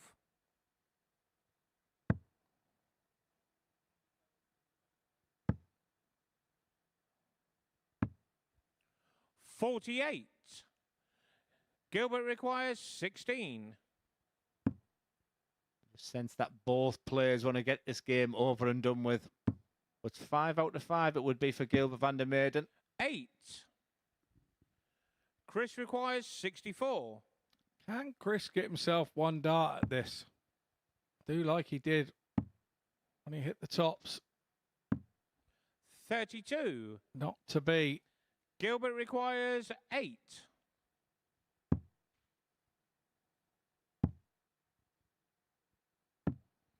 Four. Chris requires 32. Yeah, no explanation why Gilbert's all of a sudden playing like this. It just 16. just happens, Gilbert doesn't it? When that requires 4. blood isn't thrown through the body, it just feels like a game where there's not an awful lot to it. Game But it's shot Gilbert on the van der fourth Meyden who, leg. remember, Gilbert van der Meyden. is flawless today. He's 4 wins out of 4, leading 3-1 here. He is looking good for the perfect day. One of those situations for Chris Hurds where it's so easy Fifth leg. Gilbert to throw to convince first. yourself that it's easier to Game miss on. than it is to hit.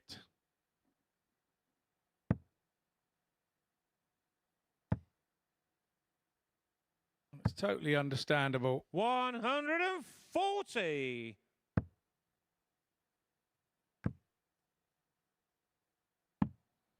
$59.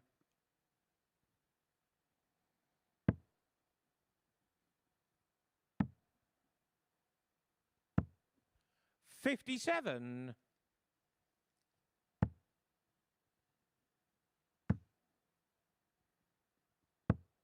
$60. Just sense it's the beginning of the end. One big score from Gilbert van der Meyden. No 180s in this match, but 93. a staggering 31 180s hit this week for van der Meyden. When he looks at his strengths and his weaknesses this week, we know that he has that in the armoury. 85. For Chris Hurds, he's just thinking, get me home. Yeah, it's a very lonely place up there when it isn't going right. 97. And when you do get home, Chris, give Jim Williams a slap. 23. Gilbert I'd do when I requires got home, I'd put the darts down for a 114. week, I would. We're going to have a cheeky way of finishing. Bull 14. 89. For a second then, I thought Luke Littler was back on the stage.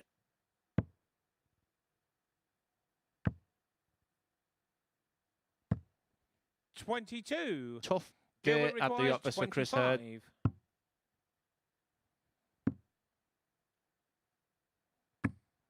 $9.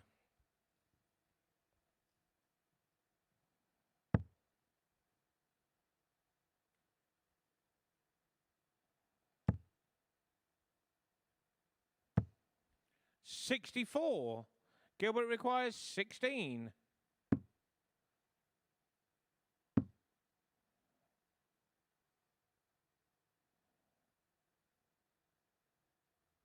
Well, this will be a miracle dart. 8.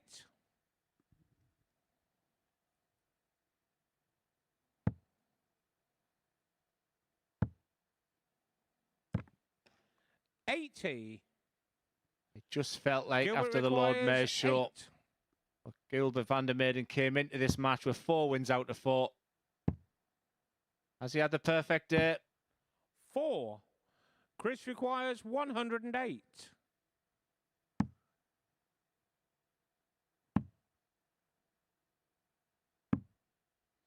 Game shot in the 5th leg. Well, Chris Hurds, Chris Hurds. that is unbelievable. Gilbert van der Meyden, I said we hadn't seen a stat like 31 6th missed darts leg. at double Chris to throw first. in Game the previous on. game, but right now Gilbert is 3 from 25.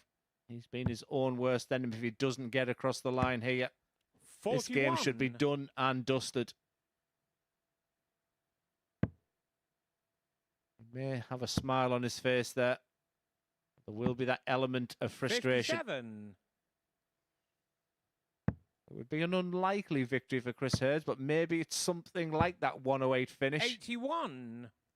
A very lackadaisical last dart on that 81 score.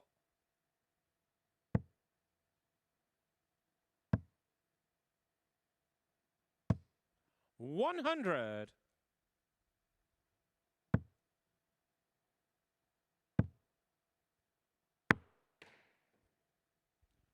40. That was a bizarre angle. I can only think the flight had come out before it reached the dartboard there. I think we've seen absolutely everything with Chris Hurd, and most of them have been on the negative side. 58. Can he get himself together? Yes, he can. That's a perfect first dart. Just a little jumpy on the second, but he's got control of this.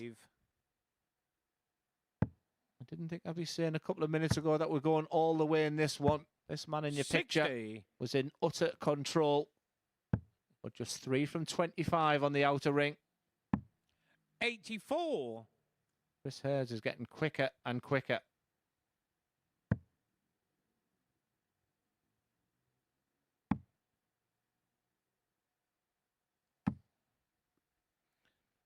$91.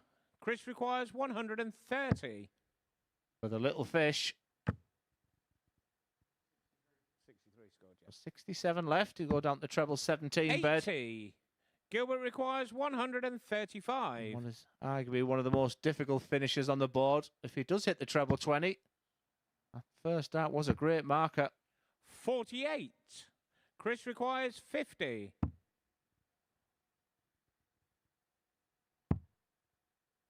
Tops. Game shot on the 3-3. sixth leg. Chris Hurds. Has been a week, a very tight contest. However, today we've had a lot of one-sided games, incredible finale. Seventh leg. Gilbert That man to in your throw picture first. there, Game he's played on. 9 and lost 9, and pretty much was out after 4 legs here. But he's fought back to 3-3. 79. It'd be an unlikely win. Gilbert will be given absolutely everything. He could end the day, remember, on 5 wins out of 5. 43.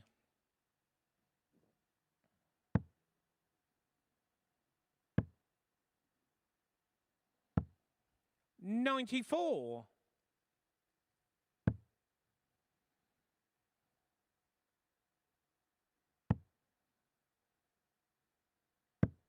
60. 70 points ahead plus these. One of his trademark maxes. Surprisingly, no 180s in this game for 100. Gilbert. He's been well below par. As has Chris Hurds. 60.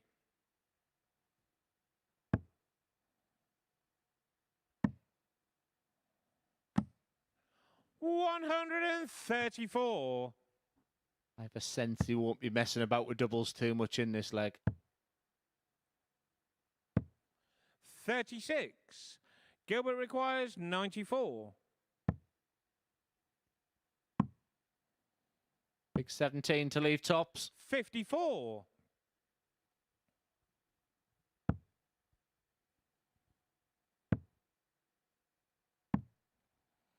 43.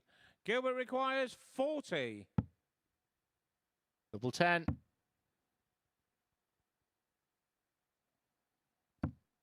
Five wins shot out of 5 for and Gilbert a van der match. Meijden. Gilbert van der He saved his Meijden. very best for the final day against the luckless Chris Hurds, who's had an absolute nightmare in the Group C campaign, but always full of sportsmanship, always magnanimous in defeat. But Gilbert van der Meijden, 5 wins out of 5. But what a Group C campaign that was. It was super. It was absolute heartache for Mikuru Suzuki. She was incredible, and what a difference in that Group C campaign from the Group A. But just at the final fence she fell, and that meant that there was no Colley wobbles for Reece Colley. He got there in the end in what was a very, very nervy match.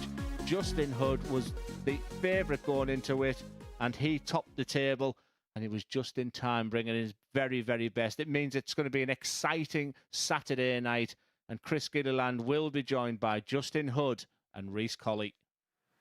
Yeah, he certainly will. Thank you, Glenn. Scott Mitchell's come to join me. Scott, there's one little aspect of ending the show on the stage that I don't really like. It's you walk past the players as they leave, and we're just coming to do our jobs. I just wanted to give Chris Hurds a hug. He looked devastated, did he, not to get a win?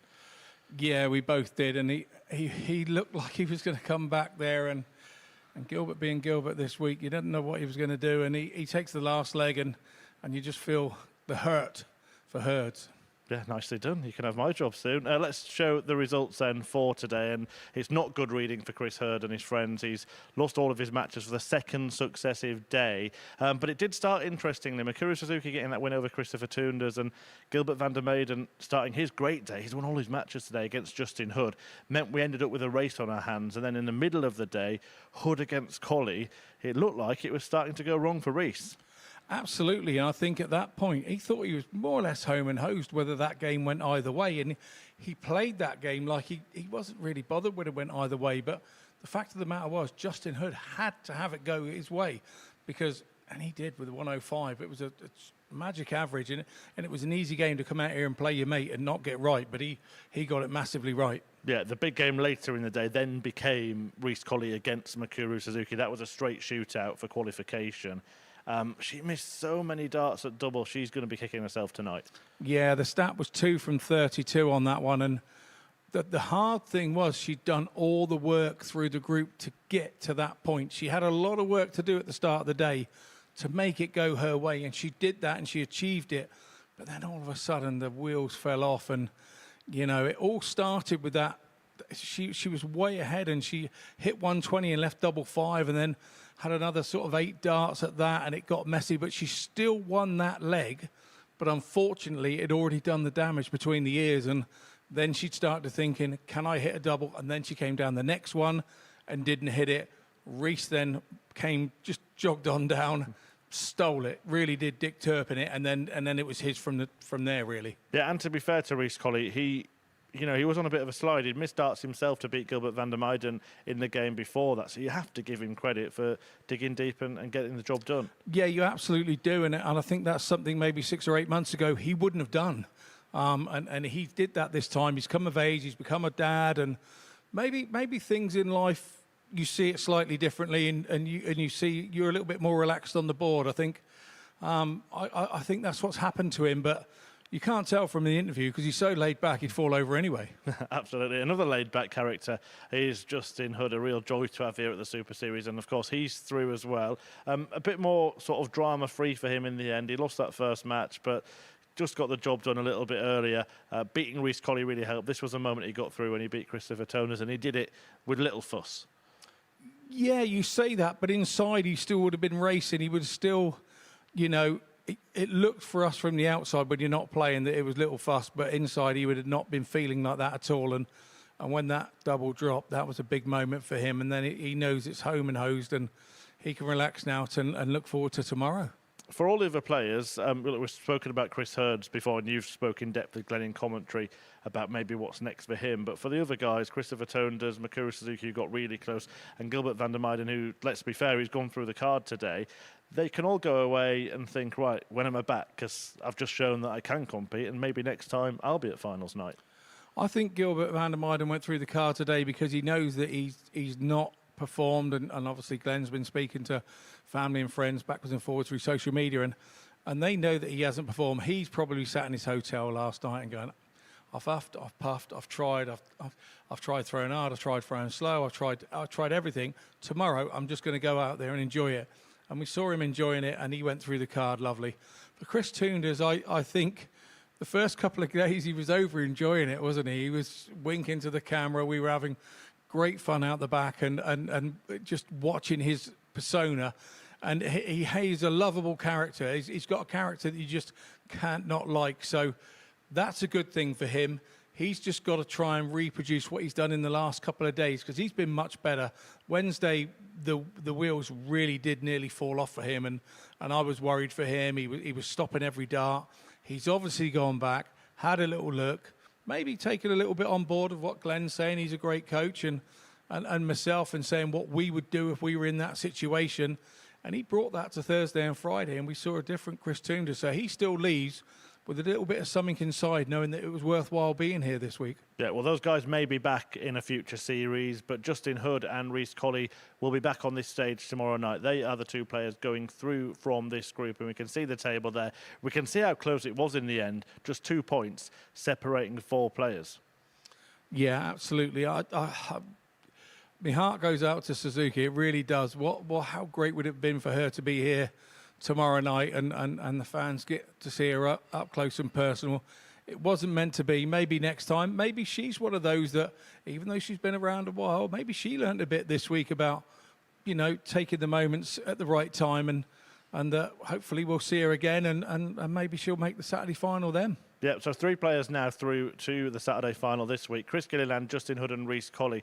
Group B will see the final 3 join them this evening. Joe Myrne and Ryan Harrington in particular having great nights last night. But what I'm going to focus on is the players that are through, because I think we've got 3 players, Scott, that are through that all say they kind of haven't hit their peak yet. They think that could come tomorrow. Yeah, absolutely. And why not? They're big game players. So I see why not. I think that those guys are doing the averages. I think Reece has probably just dropped off the average if you look at Justin and Gilliland, if you look at what they've been doing. But look, we've still got a good night tonight, and we've got some big hitters to come in tonight. So Joe Mernon looks good. Like you say, yeah, it's going to be exciting Saturday night. Whoever gets through, it's good stuff, and everybody's going to get to see it with us. Yeah, absolutely. Don't miss it tonight then to see who joins those 3 at finals night. Joe Myrne and Ryan Harrington in the box seat, and it looks like a real battle for 3rd place. 9:45, we are on air live here on the Modus Super Series YouTube channel and on Sporty Stuff TV. And then, of course, finals night tomorrow from 7:30, where Justin Hood has made it. It's all good in the hood.